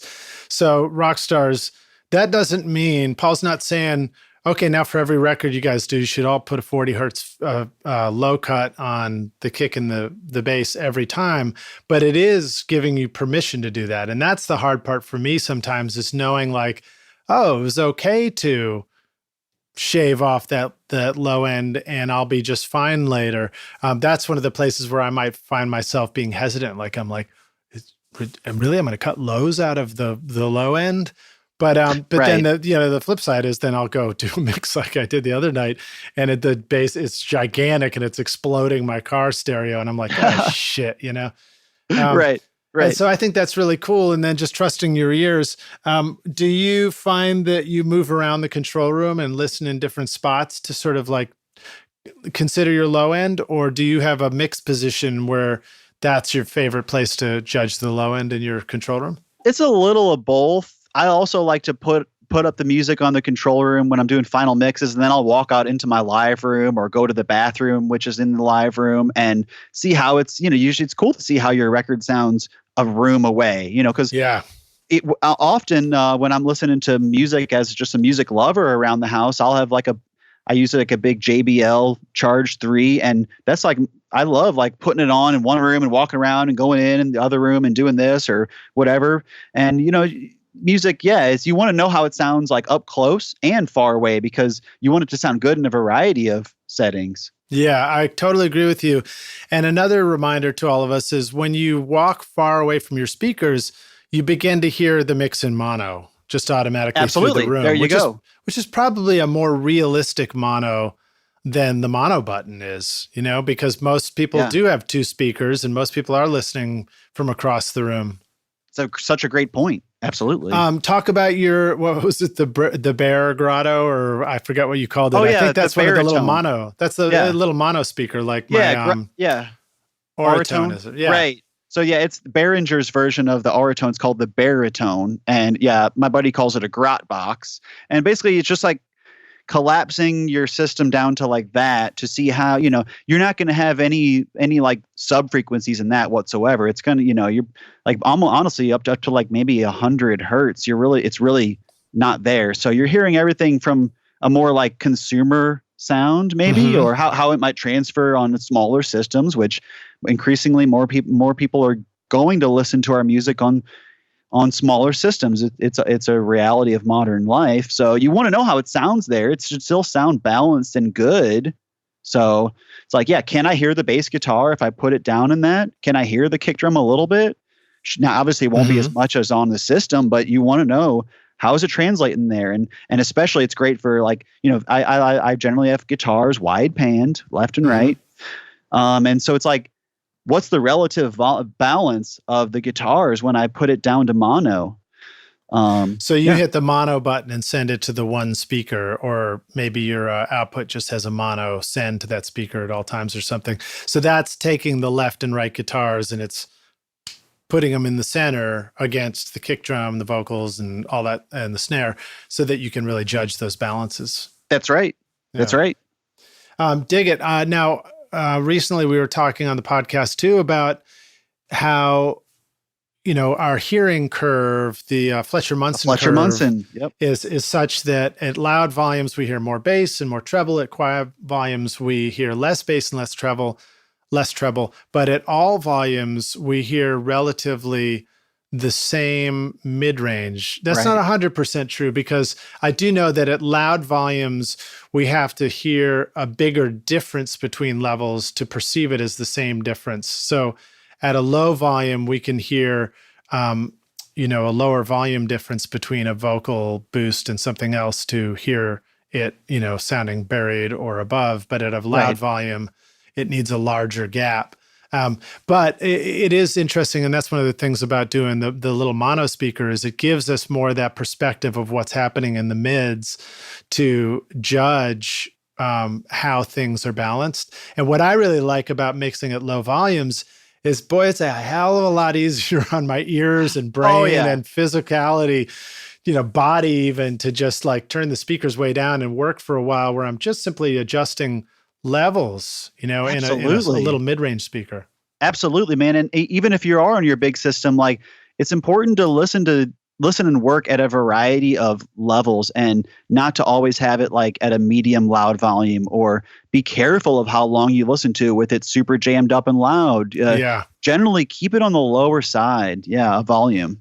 I'd say jammed up and loud is great for judging the low end. It's great for judging, the danceability and the rockness of your track, but it's terrible for judging other things because the volume is going to be so overwhelming that it's actually going to distract me from paying attention to things that I really need to pay attention to. Like, how many times have you ever worked on a song and you get that vocal in there and you're like rocking that thing, turning the speakers up, and then you go listen to it, off the speaker on your iPhone later, and you're like, oh my God, those vocals are completely out of tune and sound terrible, Right. You just didn't notice it. You're distracted by all this other, it's like the, if we're going to use the human survival analogy again and bring some dinosaurs into this discussion, if you've got like, some of those little, I don't know, some little dinosaurs that aren't quite as dangerous, but T-Rex walks into the room, you're going to pay attention to T-Rex, right? Right. And you're going to completely miss the, what's the one in Jurassic Park that's always killing us? The ones that work in packs. Yeah, right. You're going to miss the velociraptors. Right, and those are the ones that are going to take you out. That's right, man. It's our reticular activation system. Like, it's like our brain just it's weird what it tunes in and out. And man. And just by like, it's almost like the quantum observer effect. Like, just by choosing to like focus on one element in a mix while you're like, say you've got like a plugin open to EQ one element, you're you got to like try to zoom in and out and not just like focus only on that, because I'm usually dialing the plug-in for the wrong track anyway. Right, I've done that too, man. You ever do that? Right. You bypass it. You're trying to take it in and out, and it's the placebo. You think you're changing it, but it's like, oh wait, I'm on the wrong track. And it's how is that even still possible? It's because our eyes. It's because we're using our eyes and our ears, and like. It is, but this is also a shout out to all the DAW makers, Logic, Pro Tools, Studio One, all of you. How are you allowing us to still be dialing in the wrong? I mean, it's the same looking plugin on the kick and the snare or whatever, and we don't know which one we're working on. Somebody's got to figure this out. Let's color code them all. Let's make this easy for people. Right. Yeah, man. All right. So, one of this fantastic artist you've been working with is Miss Zeno, the Mojo Queen. Yeah. Super cool, man. What a great soul record, great soulful voice. I love all those shots. The videos are all shot in St. Louis Forest Park, That's right. Looking up at the gazebo and everything. Yeah. I totally know all those areas and love that place. Yeah. Tell us a story about meeting her, and then let's really talk about capturing her vocals, capturing vocals like that. What have you learned about recording and mixing great soul vocals? Okay, love to talk about that. I learned about Miss Zeno in February of this year. My buddy Little G Weevil, who's a Hungarian blues artist who is a good friend of mine, he called me up and said, hey, there's this amazing blues singer in Memphis named Miss Zeno, the Mojo Queen. And when he first came to America to play the blues, he kind of was in her band and she took him under her wing. And so he said, I like what you did with Roland Johnson and Gene Jackson, who were two older St. Louis soul singers, and said, I think you should hook up with her and do a record. So I called her up. We chatted. Next thing we know, she's coming up to St. Louis on the Megabus and staying with me for a week. That's great. And in that time, we laid the basic tracks down for her entire album. And then she came back a month later and did some final vocal edits and stuff. And so the process is highly collaborative. So it's kind of a lot of co-writing together, and I come at it from more like the writing of the chords and the instrument parts, and I like to work with talented singers who can, a lot of the blues and soul singers, the older cats, especially from the old school, they're masterful improvisers. Mm-hmm. So if you bring them a good kicking track that you've written, the chords and stuff too, they just know how to sing to it, and they can do it different each time. And so you like can hone it in on what the right words and melody and stuff are. So you guys were sort of writing, you sort of had composed some of the tracks first and then you were writing on top of that, or no? Yeah, I had some of the tracks before she even came here. I just sit down and write instrumentals all the time that I give to different vocalists. So I picked some out that I thought would be good for her, and that's how Back in Love was an instrumental I wrote a long time ago. And she wrote the words to that, and I helped her with the words on that one too. But usually it's the singers writing most of the words, cool. And or all the words, and so, and then some of the tunes we wrote here while she was here. And I think 4 tunes on the record she had already written previously. So out of the 12 songs, I think I was the co-writer of 8 of them. That's great, man.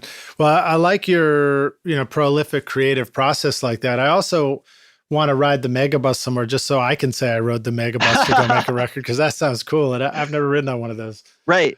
Ride the Megabus and make a mega record. I know there's one that goes from Nashville to Chicago, and I'm always like, I don't know if you get to do this, but I was like, man, wouldn't it be great to like get on the bus at night, go to sleep, and wake up in Chicago in the morning? Yeah, go make a great blues record. Right, cut something at Chess Studio. Yeah.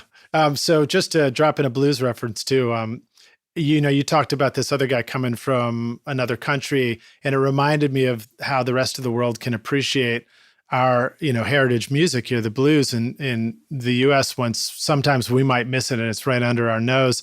I played in a blues band in Hong Kong for a half a year back in 91 of all things. Now, in all fairness, we weren't that great, but it was a lot of fun to do. And that was a great learning experience for me too. That's amazing. Love it. So what about the tech part of recording her vocals? Like, how do you choose the right mic? What's the right preamp and compressor? How do you do all that stuff? Right? Are there any mix tricks that we need to know about mixing that vocal in and getting it to sound right in a final soul mix? Absolutely. I find that when I'm recording like an overdubbed vocal where it's just the vocal in isolation, I like to put it through 2 stages of compression before it's even hitting the computer, honestly. So I generally use like a UA LA610. So it's a good tube preamp, and it's got the compression in, optical compressor. So it's really smooth. And when they really dig in, it's like compressing in a really kind of smooth, nice, like lush way. It's just, that's how I perceive it. And then it's going into, I have like a Rupert Neve master bus compressor. So that's generally what I'm mixing through always, is that. But when I'm tracking, I can use it just as a regular hi-fi compressor. So I'm using that more as like a faster kind of compressor that's really like getting like the really loud spikes and bringing it down like maybe 3-4 dB. So just a little more headroom. Mm-hmm. And maybe I'm putting the silk circuit in too, so it's getting a little harmonic saturation. Nice. And so then it's going into the computer. So it and then once it's in there, I like plate reverbs and I like the Bruce Sweden kind of advice where like on a lead vocal track, the pre-delay is really important, and it should be like at least 120. Optimally like 125 or 130 millisecond pre-delay, because that keeps like the vocal kind of like that. That was I like rented a book from the library, the Bruce Sweden recording method. It was awesome, and that was like his rule, like always have the lead vocal pre-delay at like 130-ish, and so But then the vocal is getting the VTM. It's I also use like the virtual mix rack from Slate. I'm like a big fan of Slate Digital, so I use the virtual mix rack for like maybe EQing there, or more compression maybe. So this is the virtual. Oh, I'm sorry, not the virtual console, but the virtual mix rack, so that you can add like the 1073 EQ and a compressor there. And stuff right. like that. Okay. Exactly, bro. Exactly. Do you like to use, well, you're already using a console, so you don't use the virtual console plugins. I do sometimes. I have always one instance of the virtual console, like the virtual mix bus on my master bus, and sometimes I put the virtual track on each of the tracks.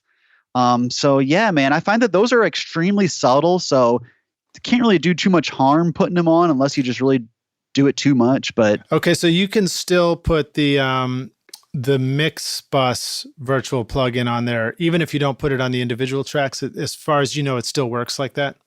oh yeah, it's just like the virtual tape machine. You can put it on anything you want, as much as you want. So yeah, I generally have it on my master my like master 2-track plugin, like what gets recorded into the computer and what I'm monitoring. It has like 5 plugins on it generally from the start. It's just like my go-to good template that I'll put it on everything when I'm mixing it. Very cool. And so yeah, two of them are the VTM. One is the virtual mix rack that has just the virtual, which within that is the virtual console thing. Yeah. And we can't put the VTM inside the mix rack yet, right? No, those are separate things. Yep. Yeah. Come on, Slate. Let us put it all in one. All right. So dig it. So some other instruments that you get to record. I know you're doing some cool blues harmonica and things like that. Tell us a little bit about, and you play it yourself. What do we need to know about recording a harmonica? Give us 3 good, cool ways to approach it when somebody says, let's put harmonica on this track. Well, the question is, number 1, is it acoustic harp or is it electric harp? If it's acoustic harp, I like ribbons. I generally don't like the sound of acoustic harp through a condenser on records because it's always so shrill and bright to me personally. Yeah. I like ribbons because it's just gonna be so warm. So that answers that side of the question. If it's electric harp, it's highly dependent on the player their rig and how they set it up. Electric harp, doesn't that shock your lips if you put an electric harp up to your mouth? No, I'm just kidding. So by electric harp, you're talking about somebody who's playing a harmonica, but they're holding a bullet mic in their hand, for example, and singing into that. So talk a little bit about what that rig looks like. Because, I mean, again, for those of us who have never done it before, it's great to hear some of the basics described. Absolutely. So they're using, like a bullet style or astatic microphone that's going into a guitar amp. And so there's a variety of amps, harps players are usually pretty particular with their own sound. So they usually bring their own amp to the studio. But if not, my go-to amp here at the studio, what's on Miss Zeno's record on the song "Call My Name," which is the electric harp song. That is a Fender Champ, like a silver-faced Champ. Nice. And it's so yeah, it's going to be fuzzy. It's going to be a little bit overdriven. It's going to and when I'm recording that on that particular track, I honestly just used a 44 about 3 feet away from the amp. So cool. because you don't need like super high, like 10, 9K, 10K. You don't want any of that. It's almost like a guitar. It's going to be like that kind of mid-rangey sound where a lot of it's going to be in the honky kind of like 2K, 3K.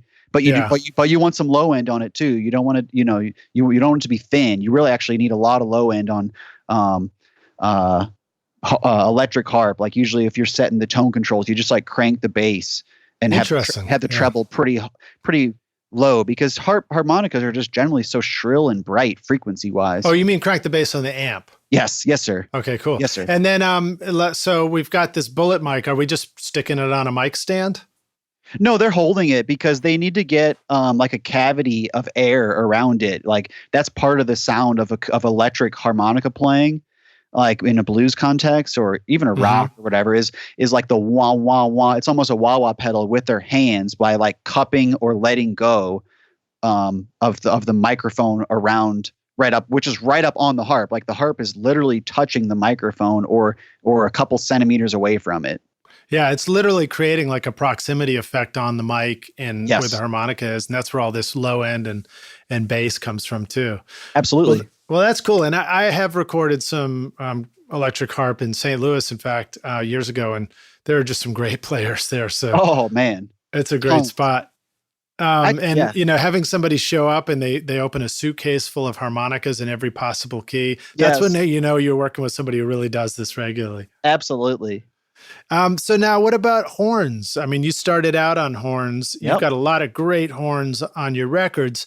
Talk to us about, some thoughts about approaching the horns on a record. Do we bring in one player on each day and build things one at a time? Do we bring in a group of horn players? What is a group of horn players for a soul record?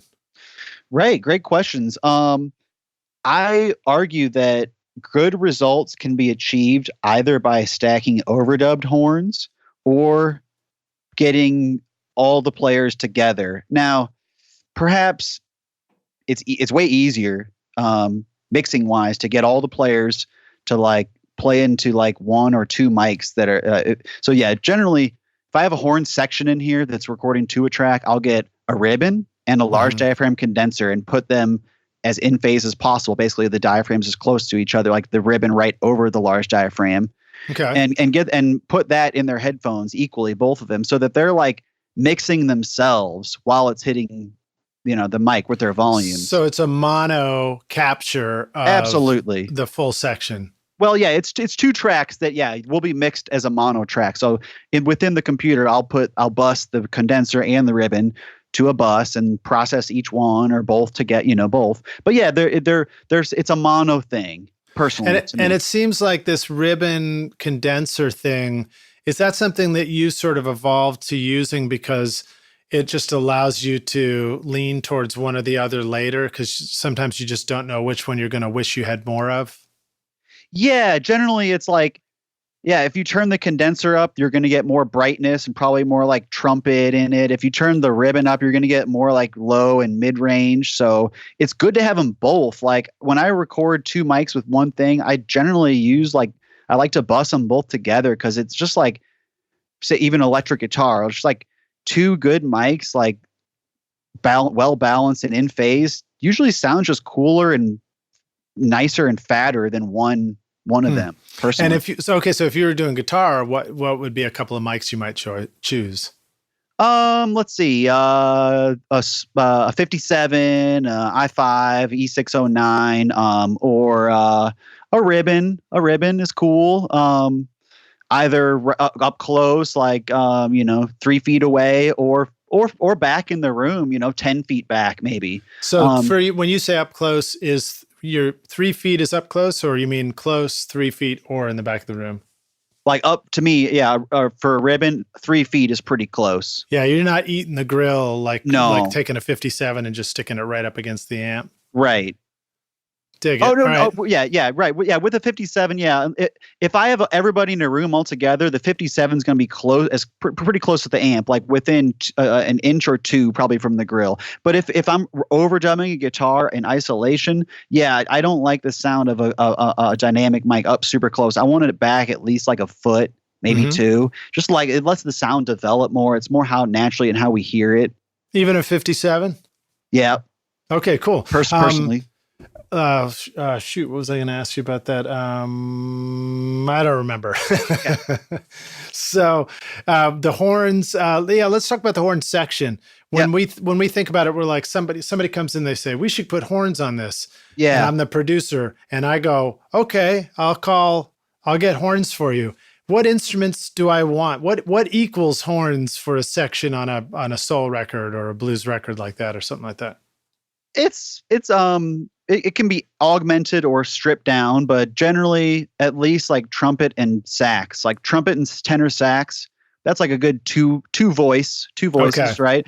But the third then logically would be the bari sax. That would be even better, or another or a second tenor sax. But I like that you said logically. It's not logical for us if we haven't done it. So I love it though. Keep going. Right. And then so that would be 3 or 4. If you're going to have a more, you could add either an alto sax or a trombone. One of the Miss Zeno tracks, I actually recorded myself playing the French horn to augment the trumpet and tenor sax. But generally, nice. Trumpet and tenor is like your meat and potato. Bari is like you're really to round it out on the bottom. Like, yeah. So really, like honestly, 3 voices is like good. When you're recording bari sax, do you, like the bass and the kick, sometimes roll off the bottom, or is the low end less of an issue with that instrument?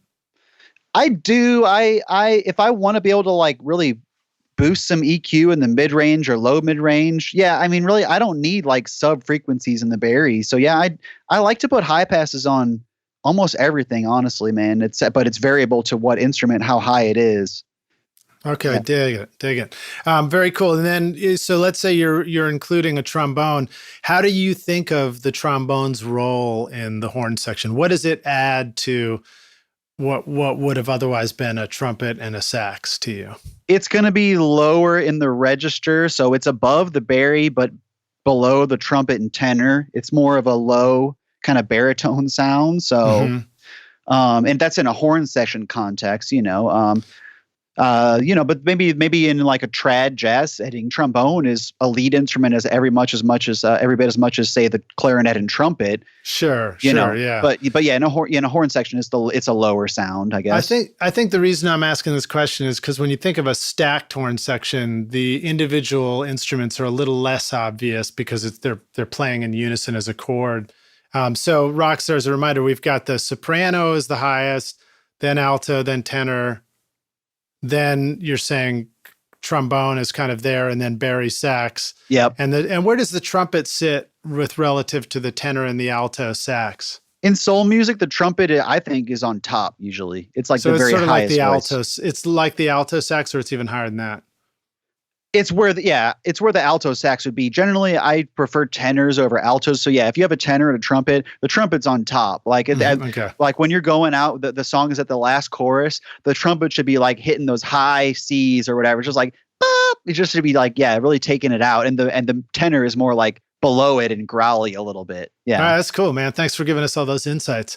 Yeah. You also have totally fantastic, beautiful sounding strings on your records. Oh yeah. Tell us a little bit about that. And then in one of the videos I could see there was a woman who was playing strings. Is that who is playing on a lot of the stuff you do? Yes, on our string. So for our strings, we get a section of 3 players, and they're scored out by my co-producer Kevin O'Connor, who I mentioned earlier. So he like goes home and writes out the score for all these string parts, and he writes a 6-part string arrangement for each of these songs. Groovy. So we like set up 3 string players in like a circle, and so there's like 2 different parts. So then after we record them twice through, it's like 6 parts. It simulates having 6 string players, right? Right. So, and the how I like to record that technically is I like bloom line ribbons. So I like to put 2 ribbons in the middle of them in bloom line, meaning that so the ribbons are figure of 8. So if you put them like crisscross, like perpendicular, like opposite one, 90 degrees from where they each is facing, then you're getting like all the directions. So, and they have to be like, super, lined up so they're in phase, but you're getting like just a great, just like beautiful, like binaural picture of the room. And then, so you have that. And then also like a condenser in a large diaphragm condenser in Omni, like really close to them as well. Or a large diaphragm condenser in Omni, maybe like 10 feet back away from them, like somewhere else in the room. Interesting. Interesting. So like they all get summed to one bus. So like you can just bring stuff up or down, or like say you on string part 1, where it's the 3 people playing together the first time, you put like ribbon number 1 to the left, ribbon number 2 to the right. Then on the other track, you do it vice versa. So it's just, there's a lot of options you can do there, but yeah, man. That's cool. Yeah. All right. So, when you do a blum line, Rockstars, you've got these 2 figure 8 mics, and one is sort of pan to the left, one's pan to the right. And they're doing a crisscross pattern, like an X shape. Yep. Right. When you think about the pickups of these figure 8s, what about the musicians? Is it a nice cohesive stereo like, John Cuniberti has talked about for his one mic series, where you can be anywhere you want around that circle and it's going to sound just right? It'll sort of pan. You're self-panning based on your positioning. Or do you like to put a string player sort of looking straight into the face of each of those mics? That's a great question. It's like they just come and they sit down and they set up, and I have them in the middle there, and it's just, I trust that it'll sound like natural and good. So it puts the beauty of doing it that way, like whether it's a horn section or a string section, it puts like the onus on the players to like in real time balance their dynamics. Right. And if as a player and with really good headphone setup, you can kind of tell if you want to get closer to a mic or further or twist Yes. a little and stuff like that too. And I also love that, it's just the answer to my question is it's a lot simpler than that, Lidge. Don't get so hung up on it. Just make some music. Right, right. All right, dig it. Well, let's keep. One more question about that. You talked about the Omni mic. You said it might be close. So might it be like also lined up with the Blum lines, like a triple mic stack, or is it just or is it generally just somewhere nearby? It's really close to the Bloom line ones, but or it's like far back. Right. Yeah, just getting like a more distant sound. Okay. But I like the ribbons like in Bloom line close because I generally like want like in kind of a more darker but natural close up front sound for the strings. Like I like the strings on the Al Green the high records, like they're very kind of dry and warm, Yeah, and there are a lot of dancing parts, stuff like that. So you need that detail. Absolutely. And just shout out to Kevin. Me and him write songs together and play all these different instruments together. He's a multi-instrumentalist just as I am, but he really puts a lot of time into scoring out these string parts. So yeah, then by the time we just hire 3 players to come in and they read it down. It's all scored out. They just read it down, and really we work so efficiently together. So he's like my secret weapon. Any tips on hiring the right string players for a situation like that? You only can know that through experience or referral, like taking other people's word for it. So, string players, you want probably like a more orchestral style of player than say like a fiddle player. Like a fiddle player wouldn't be able to like play like, you want people who are used to like balancing acoustically with other string players in an ensemble, like who played like you could find a string quartet or whatever and hire 3 of them or 4 of them or whatever, but maybe especially people that know each other already and can play with each other. Good point. And usually like the first violin is kind of in the concert master, say in the at the show, but for the session, they might be like, well, you're a tiny bit flat, or can you bring your part out a little bit, or whatever. They're usually in charge. Yeah, and then also they can read music. You need really good music readers. Yes, sir. You don't need people. You don't necessarily even need people who play by ear. I've discovered that working with orchestral players sometimes. You and I might be used to hearing a part and then just playing what we hear by ear because maybe we learned that way. Right. But I've also worked with players that are just great at reading the music off of the paper, and they don't communicate by ear in the same way that I might be used to. So. Absolutely. And that the more I do music, it's crazy to think about that, the different ways that other people experience and perceive music and melodies and things. And I generally think of music in numbers, like 1, 2, 3, 4, 5, 6, 7, 8, for example, being the major scale. So I think that's a really valuable system of, like, say you're working with someone like a horn player trying to figure out a part, or say often the horn parts we come in, they're not already written. We're like figuring out in the moment what we should be doing and honing towards it. So it's like, well, you play 5, 6, 5, 6, and I'll play 3, 4, 3, 4 or whatever. So having a vocabulary of numbers, that's how I like to think and communicate these things. I find it very efficient when you're an engineer trying to get through a session, like to use, if a singer even is familiar with numbers, it's usually the most universal.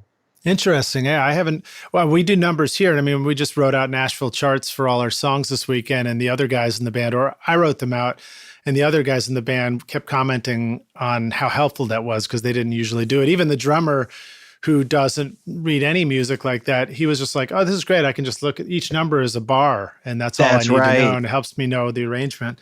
Absolutely. But interesting to think that the musicians and the singers even are thinking about those numbers in terms of actual note choice as opposed to chords. Oh, absolutely. That's how I think of all melodies and pitches. It's just numbers within a key. Now, does that also help avoid some of the pitfalls of talking about different, not to get too deep into it, but horn players have different keys for the same key. I don't even understand it well enough myself, but you know what's a C to me might be a B flat to somebody else or something like that. Exactly. Because I don't even need to know what key the song is in. I just know that when we get to the chorus, the trumpet is like hitting the 5, then the 6, or is blasting the high 8 or the high 1, and just numbers is just the most efficient way to do that, I think. Well, any tips for the rock stars on where they can go begin to teach themselves how to understand music and numbers? Absolutely. Like, find simple melodies like Happy Birthday or Twinkle Twinkle Little Star, and it's called ear training. Like when you go to college, like college music school, you have to take classes in ear training and oral skills. So it's like being able to interpret the distances and intervals between notes, and then like and perceive what numbers they are in the scale. Like Mary Had a Little Lamb is 3 2 1 2 3 3 3 2 2 2 3 5 5, etc. So nice. Like that's just how my brain has always perceived like melodies. Like I remember to digress, I got into like old music first, thankfully, through my grade school carpooler who played the oldies station. So I remember even in like first, second, third grade, I'd be like in the backseat of the car on the way to or from grade school and hearing Sam Cooke records or Otis Redding records or the Beatles. And I began to like perceive like, there's something going on here. Like, what is this? Like what I now know as the 1, the 4, and the 5 chords. Like, why are those so important? And I can hear like which one is which, but that was before I had a vocabulary for them. Like, what's up with like those perfect intervals, the 1 and the 4 and the 5 as chords? Like, so before I even played music, I just heard parts like that. It's just why I've always been like an instrumentalist, and I'm so deep into the rhythm section, like how they all interact. Yeah. So 1 4 5, and then other interesting arrangements. So a 1 and a 4, or a 2 minor and a 5, similar intervals, and then you start to learn that like a 4 and a 6 minor is similar intervals, and just all that stuff. I start to understand it better as I write out songs in chart format. So I recommend that to rock stars, is just learning the numbers corresponding to chords, so you can begin to write out charts and understand the intervals, and then break it down into what Paul's talking about, which is very cool. Yep. Well, so let's take it to the jam session. We've been going for a bit here, and we'll kind of wrap it up. But I'll kind of jump through. When you started out in recording, what do you feel like was holding you back? Lack of experience. When you're first starting out, just like try to do it as much as possible, and try to get multiple people in a room together doing it. When I was first starting out, I don't know. It was just kind of a mystical thing. Like, how do you get something to sound good? Like, it's such a subjective, elusive concept, and you just have to like keep trudging through it and have a lot of faith and trust, and just always listen to good music and good records, and like have those as references. Like, how can I get things to sound like that? That's good. Yeah, it's good to have inspiration. Keep your inspiration close at your side. Absolutely. Always stay a music fan. Yeah. Like, so that when you're listening to your things, even though you've heard your song 1,000 times by the time you're doing the final mix or whatever, try to like come back to that beginner's mind and perceive it from as if this the first time you've heard it. Like, how would the average person off the street, if I dragged them into my control room and sat them down here, how would they hear it? Yeah. That took me a minute to begin to learn to understand that too. Absolutely. How about some of the best advice you received? Let's see, man. I had a really sweet experience where a record I made, we got to have it mastered by Bob Ludwig, and I went and attended the session up in Portland, Maine. Yeah. And what I learned from that was this is Bob Ludwig. He's like the rock star of mastering engineers, the world's best at what he does. Yeah. And I'm nobody. This was a couple years ago. I'm still nobody, but then I was really nobody. And the way he treated me, that whole experience really inspired me and showed me that even though this is this dude and I'm me, he just treated me like a really respectfully, and it was just a very professional, good time we had. We worked during the morning, and then we took a lunch break. We sat across the lunch table from each other and just chatted life and things. And he asked me like, oh, what are the names of your bandmates? Can you show me pictures of them? And just little things he didn't have to do. It was inspirational. So that has really inspired me to be better with clients and because it's all about that. It's like, can you hang with a variety of people? Can you maintain your cool when it appears as if things aren't going ideally? Can you maintain your internal locus of control and just be cool?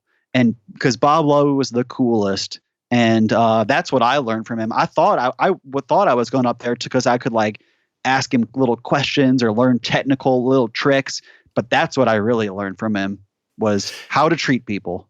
He's a super nice guy. I remember we sent a EP to him to be mastered, and he sent back this letter to us.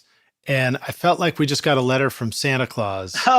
It's like he's like the Santa Claus of music. He was just super nice. He just was like, I know you guys are going to do great. This is going to be a hit. It's going to be awesome. Wow.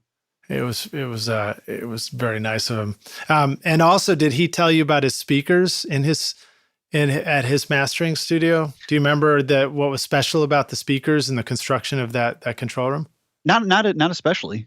All right. So his speakers, as I recall, they're mounted separately from the foundation of the building. So they are on their own pylons that go down 40 feet into the bedrock. Oh my God. And Unbelievable. They're isolated from the physical structure of the room and the building itself. Unbelievable. It was just surreal to just sit behind him and watch a master work, how smooth that is. It's like when you're really a master of your craft, it just looks so effortless, and he was just amazing in that regard. Yeah.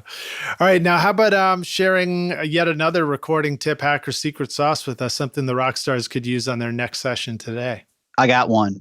When you're having, say, a vocalist over to come in to record their vocals on something, or say they're whatever, but especially vocals, I generally have everything that you can ready before they arrive. That means before they've walked in the door, I've gone out and put on their headphones and said, hey, 1, 2 into their mic and seen how it sounds. And press play on the music to see how loud it is. And dialed in that headphone mix. I don't let anybody in my studio is my control room and a live room. I don't have booths.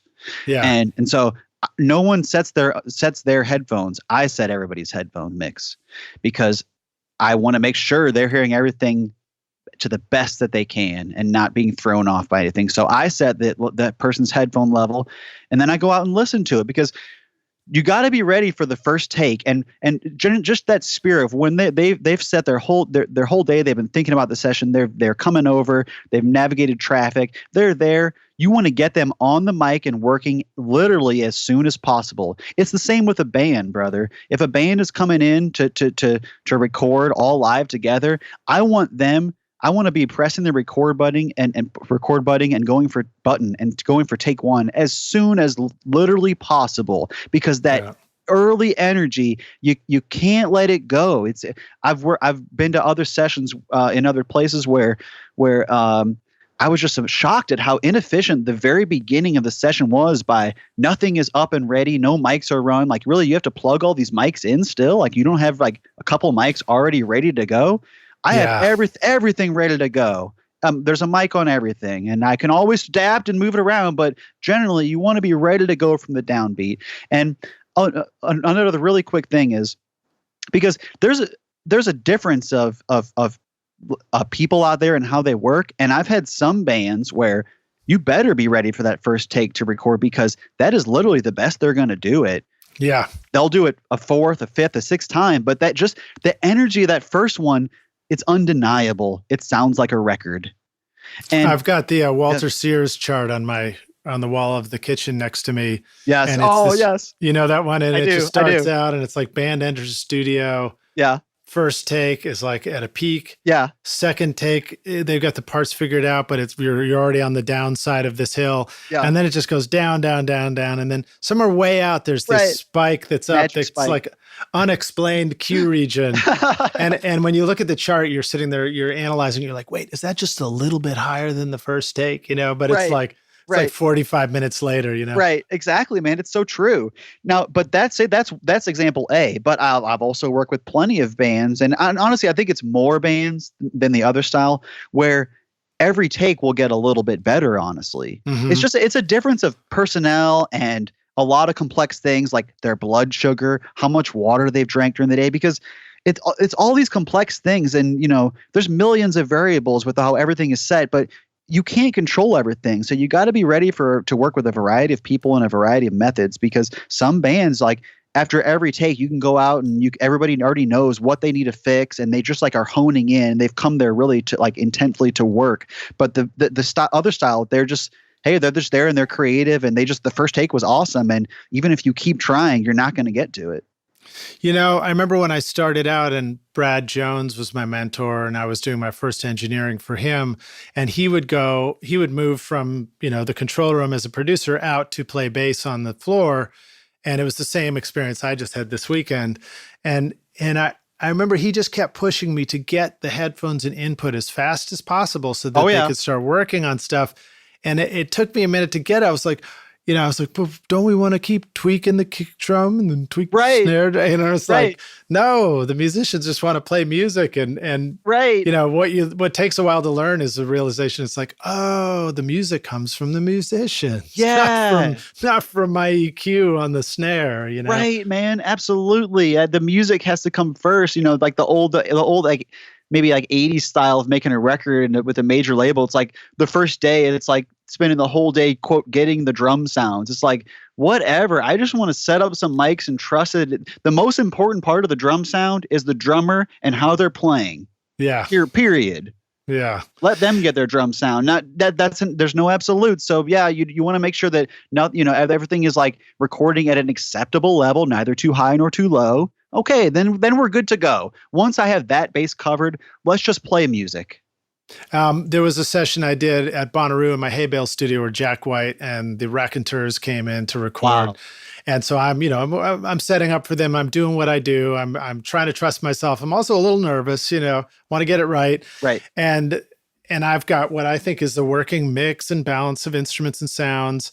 And they're playing a couple of acoustic guitars, and I had him blended in, and then he's like, turn that acoustic up, turn it. I'm like, okay. And I'm like getting nervous, like you're making me turn it up way too loud. This can't be right.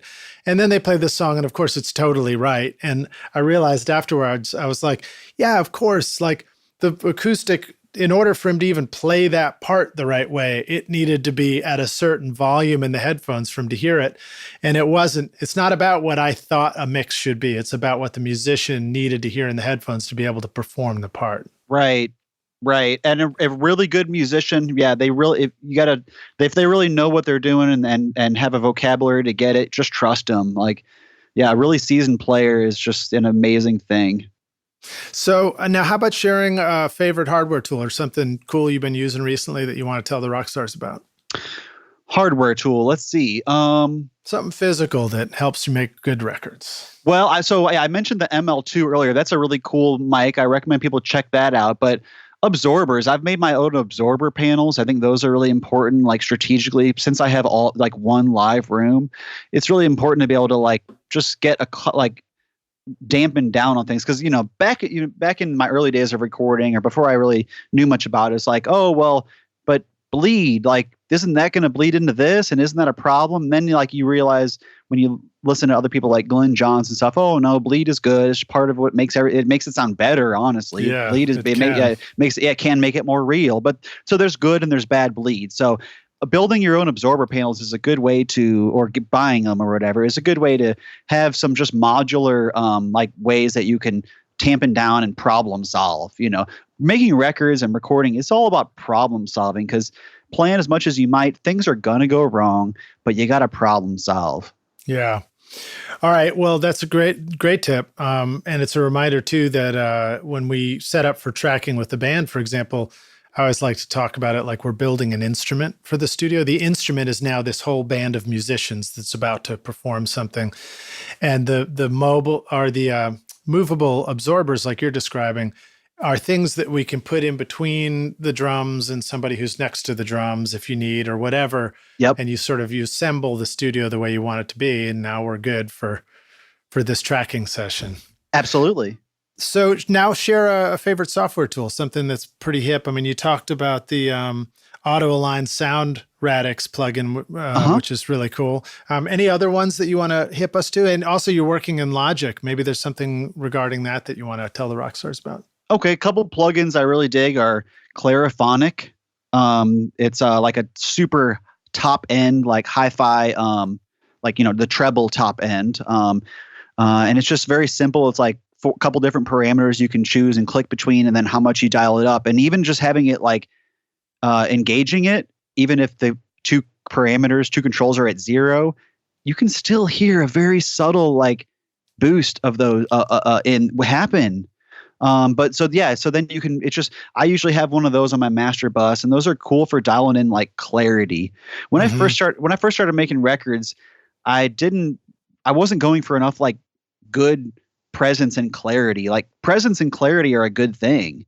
Like I back in the day, I maybe perceived things as I wanted to be more like murky and dark, but it's like there's good dark and there's good, that, but clarity is still what we're going for. We want things to transfer. So the Clariphonic is a really cool plugin.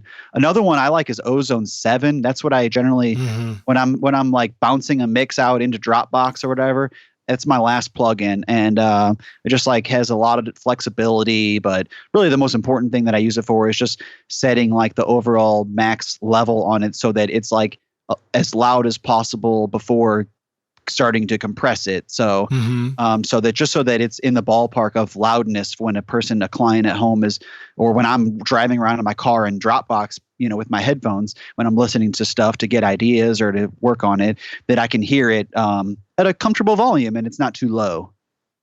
Quick question for driving around with Dropbox. It's also one of the things I use a lot. Yep. And one of the things that really frustrates me about Dropbox, if you have 5 rough mixes in there, it won't just play through all 5 in the folder. You have to like play one, then back up. And I'm always like, you guys are trying to kill me. I'm driving here, Right.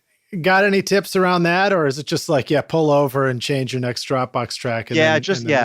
Exactly. There's no really work around that. But just the convenience, or, even if you're out walking around the grocery store, I'm never without earbuds when I'm out in the world. I always have my earbuds or headphones, and it's like my retreat to get away from society and the world and just retreat into music or podcasts. I love listening to podcasts while I'm out driving or shopping. But yeah, man, it's really cool to be able to like walk to the park and then check out your song in Dropbox and then see how you perceive it, then walk back home and then go tweak the low end or whatever. Yeah. So quick tip, rock stars. One of the nice things about Dropbox now is on the app on your phone, they have a little comment thing at the bottom. So you can actually drop little comments into yourself about that mix and then find them later pretty easily. Right. Or other people in the band or your other clients can do the same. It's really great. You can have a little dialogue going about it. Yep. All right. So now, you've built a really cool studio. You've built a cool place. You're doing, you've really focused on a style and a niche market, and in a sense, I know you're pursuing all kinds of music. But sure. Talk to the rock stars about that. Like, what is what advice do you have about creating a unique studio and then also promoting yourself? I mean, let's be honest, that's how you and I discovered each other. Yeah, true, man. In this day and age of social media, you got to be your own PR agent, your own manager, or whatever. Like, you can't really just sit back and wait for things to come to you. You got to throw lines out into the world. And if you're making content, you got to push it out as intelligently as possible. It's tragic to like make a brilliant record and then nobody in the world would hear it. That's tragic to me. Yeah. If you make something that you think's worthy, you got to do your due diligence and get it out there to people. And I'm still learning. I feel like I'm at just the tip of the iceberg with where the music that I'm producing can and I hope goes. But okay, so a couple tips to the rock stars is go out and see local bands, chat with them on their break, give them props, You know, say, hey, you know, wow, good guitar sound. You know, how'd you arrive at that, or whatever? Just get some sort of ball rolling. Develop a rapport with a variety of musicians around your town or your scene. And man, in the early days, I did a lot of recording for free. Tons of Yeah. it. Even up to like 2 years ago, I was basically recording people for free. And right now, my rate is honestly super low in the market I'm in. So, because I like to work and I work efficiently. And but yeah, man, like you be prepared to work for free at the beginning. And just say, hey, you guys need a demo? Come in. You know, because you need the experience when you're first starting out. You got to work with bands and learn the ropes and make your mistakes. Let's fast forward a little bit to from the beginner stage to, you know, you've made some great records and you want to promote them. Give us a couple of lessons, a mistake and a win that you've experienced with self-promoting. You know, where do you feel like you might have failed in trying to self-promote stuff, and where do you feel like it really connected? And I'll offer one of the connections. Of course, you got these some great videos out from Miss Zeno, and I saw one of those in our Rockstars group and got in touch with you, and you know, here we are now. Yeah. But share with us, like, you know, what you feel like was a failure and a win doing that stuff. Man, in some way, it's like I've failed more than I've won so far. I don't know. I'm still learning it, man. You know, like let's see. The first record for the label was Roland Johnson's Imagine This. Roland, we're getting ready to do his second record, and I hope that it's way bigger than his first. Right now he's 70 years old. The one that came out in 2016, Imagine This, that was his debut original album of his whole career. He's been like a legend here in St. Louis. He's sung for decades, and he's like St. Louis's Otis Redding. And so that was the first one. And the first two records the label put out, his Imagine This and Gene Jackson's album 1963, they both got Blues Blast Award nominations. Blues Blast is a magazine and website out of Chicago. So that was really sweet that the label's first two releases got those nominations. For Miss Zeno's album, I'm shooting for a BMA nomination, a Blues Music Award. That's the big leagues of the blues industry and soul and as a subset of blues. Cool. And so that's what I'm shooting for. And as the record label, it's my responsibility to send an album to reviewers.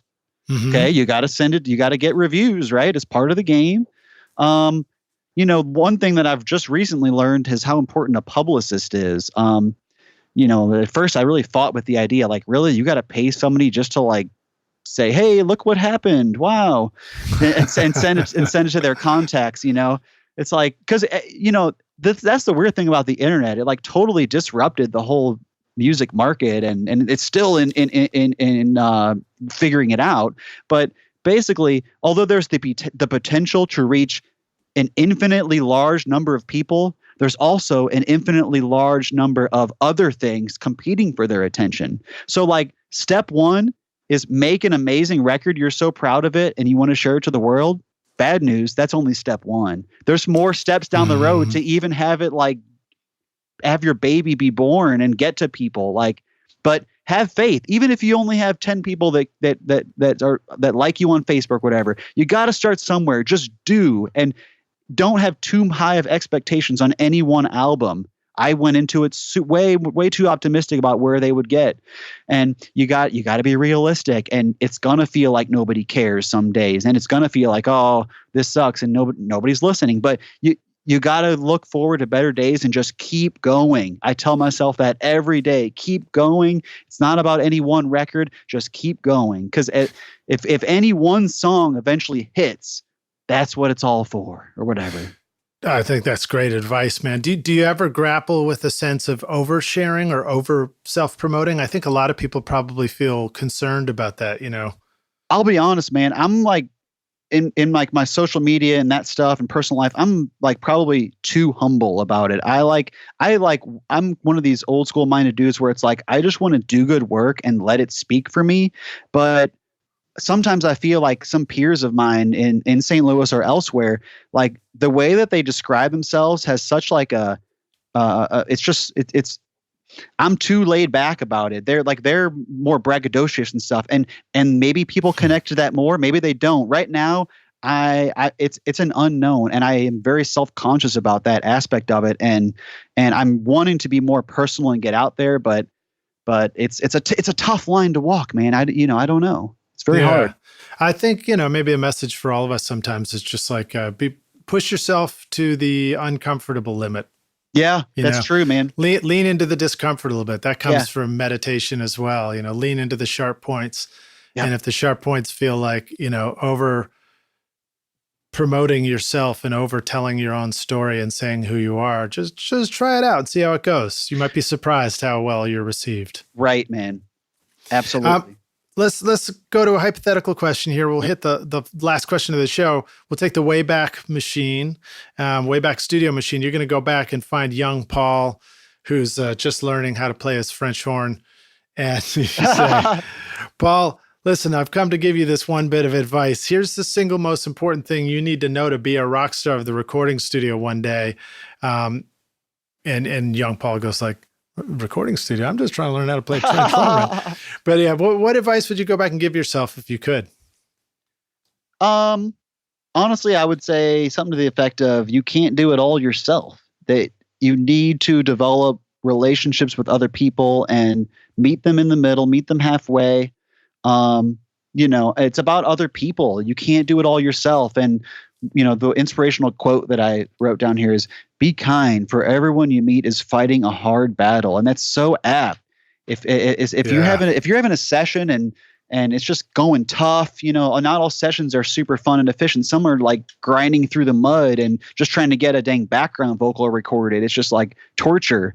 But you got to be kind as possible. Never lose your cool. Just give them the benefit of the doubt out there when you're recording them or whatever. And so it's just like, it's about other people. You can't make it all yourself. And also it's about the song. Like, and at the end of the day, serve the song. When I was young, even up until probably 5 years ago, I almost not at all paid attention to the lyrics in a song. Like the way that my brain just perceived music, it was, and the way I played, it was all about, that's just on top. Yeah, that's just the superficial whatever. It's really all about the groove and the music. But then now I'm like, no, that's 50% of it. And I was foolish for not like thinking about what lyrics meant in even a most basic literal sense or whatever. But now I'm like digging into Bob Dylan and all these like wordsmiths and learning about that aspect of it. And I'll come out the end in a couple of years and be able to actually write lyrics for songs. But right now, I mainly write chords and stuff. But I'm that's where I'm my eyes on. I want to keep developing my sense of lyricism and melody. I think that's great, man. I think that's great advice. It's definitely a similar perspective for me. Yeah. And it makes me wonder too, if, those of us who are really digging into the studio aspect of it tend to maybe have we're very musical. We're very much a part of the band. We play a lot of instruments. Maybe we didn't pursue an artist career on our own, which is part of why we gravitated towards the studio aspect. And maybe we weren't the singer and the lyricist up on the front of the stage, which maybe is also why we, picked up on the recording stuff. So I think that's a great tip from you. And that may resonate with a lot of us. Very cool. Dig it. Well, Paul, thank you so much for being on Recording Studio Rockstars with us, man. Absolute pleasure hanging out with us. Let the Rockstars know how they can find you online and learn more about Blue Lotus Studio and all these great records that you're making. Lidge, thank you so much for having me on. It's been my honor and pleasure. My website is bluelotusrecordings.com. And I'm on Facebook, Paul Niehaus IV. There's a Blue Lotus page on Facebook. Blue Lotus Instagram, Paul Niehaus IV Instagram. Would love to talk to anybody out there. I love meeting and talking about this stuff. It's a deep rabbit hole, and I'm way down in it, and I love it, man. I love making music, and I plan to make records for decades to come. It's only the beginning. I interpreted the IV as Paul Niehaus IV. Was that accurate? And it is. Forgot to ask you about the previous 3 Paul Niehauses. Is there a story you want to share there? Well, my dad is the third. He's a great man. He's driven a 18-wheeler for 40 years, and he's about to retire this January. Very cool. My first guitar was his guitar when he was like 12 years old. He got an old Silvertone acoustic guitar, and when I was first learning, guitar, it was on like that, which only had like 3 strings at the time. So I first started in like a super rudimentary sense. Wasn't about perfect form or anything. It was just about making sound. Just like be fearless, rock stars. Just pick up instruments you don't know and just spend some time on them, and you'll get better over time. But yeah, man, yeah. All right, man. Well, thanks so much, dude. I look forward to seeing you in person, and we'll have to connect next time I'm up in St. Louis for sure. Sounds great, brother. Thank you so much.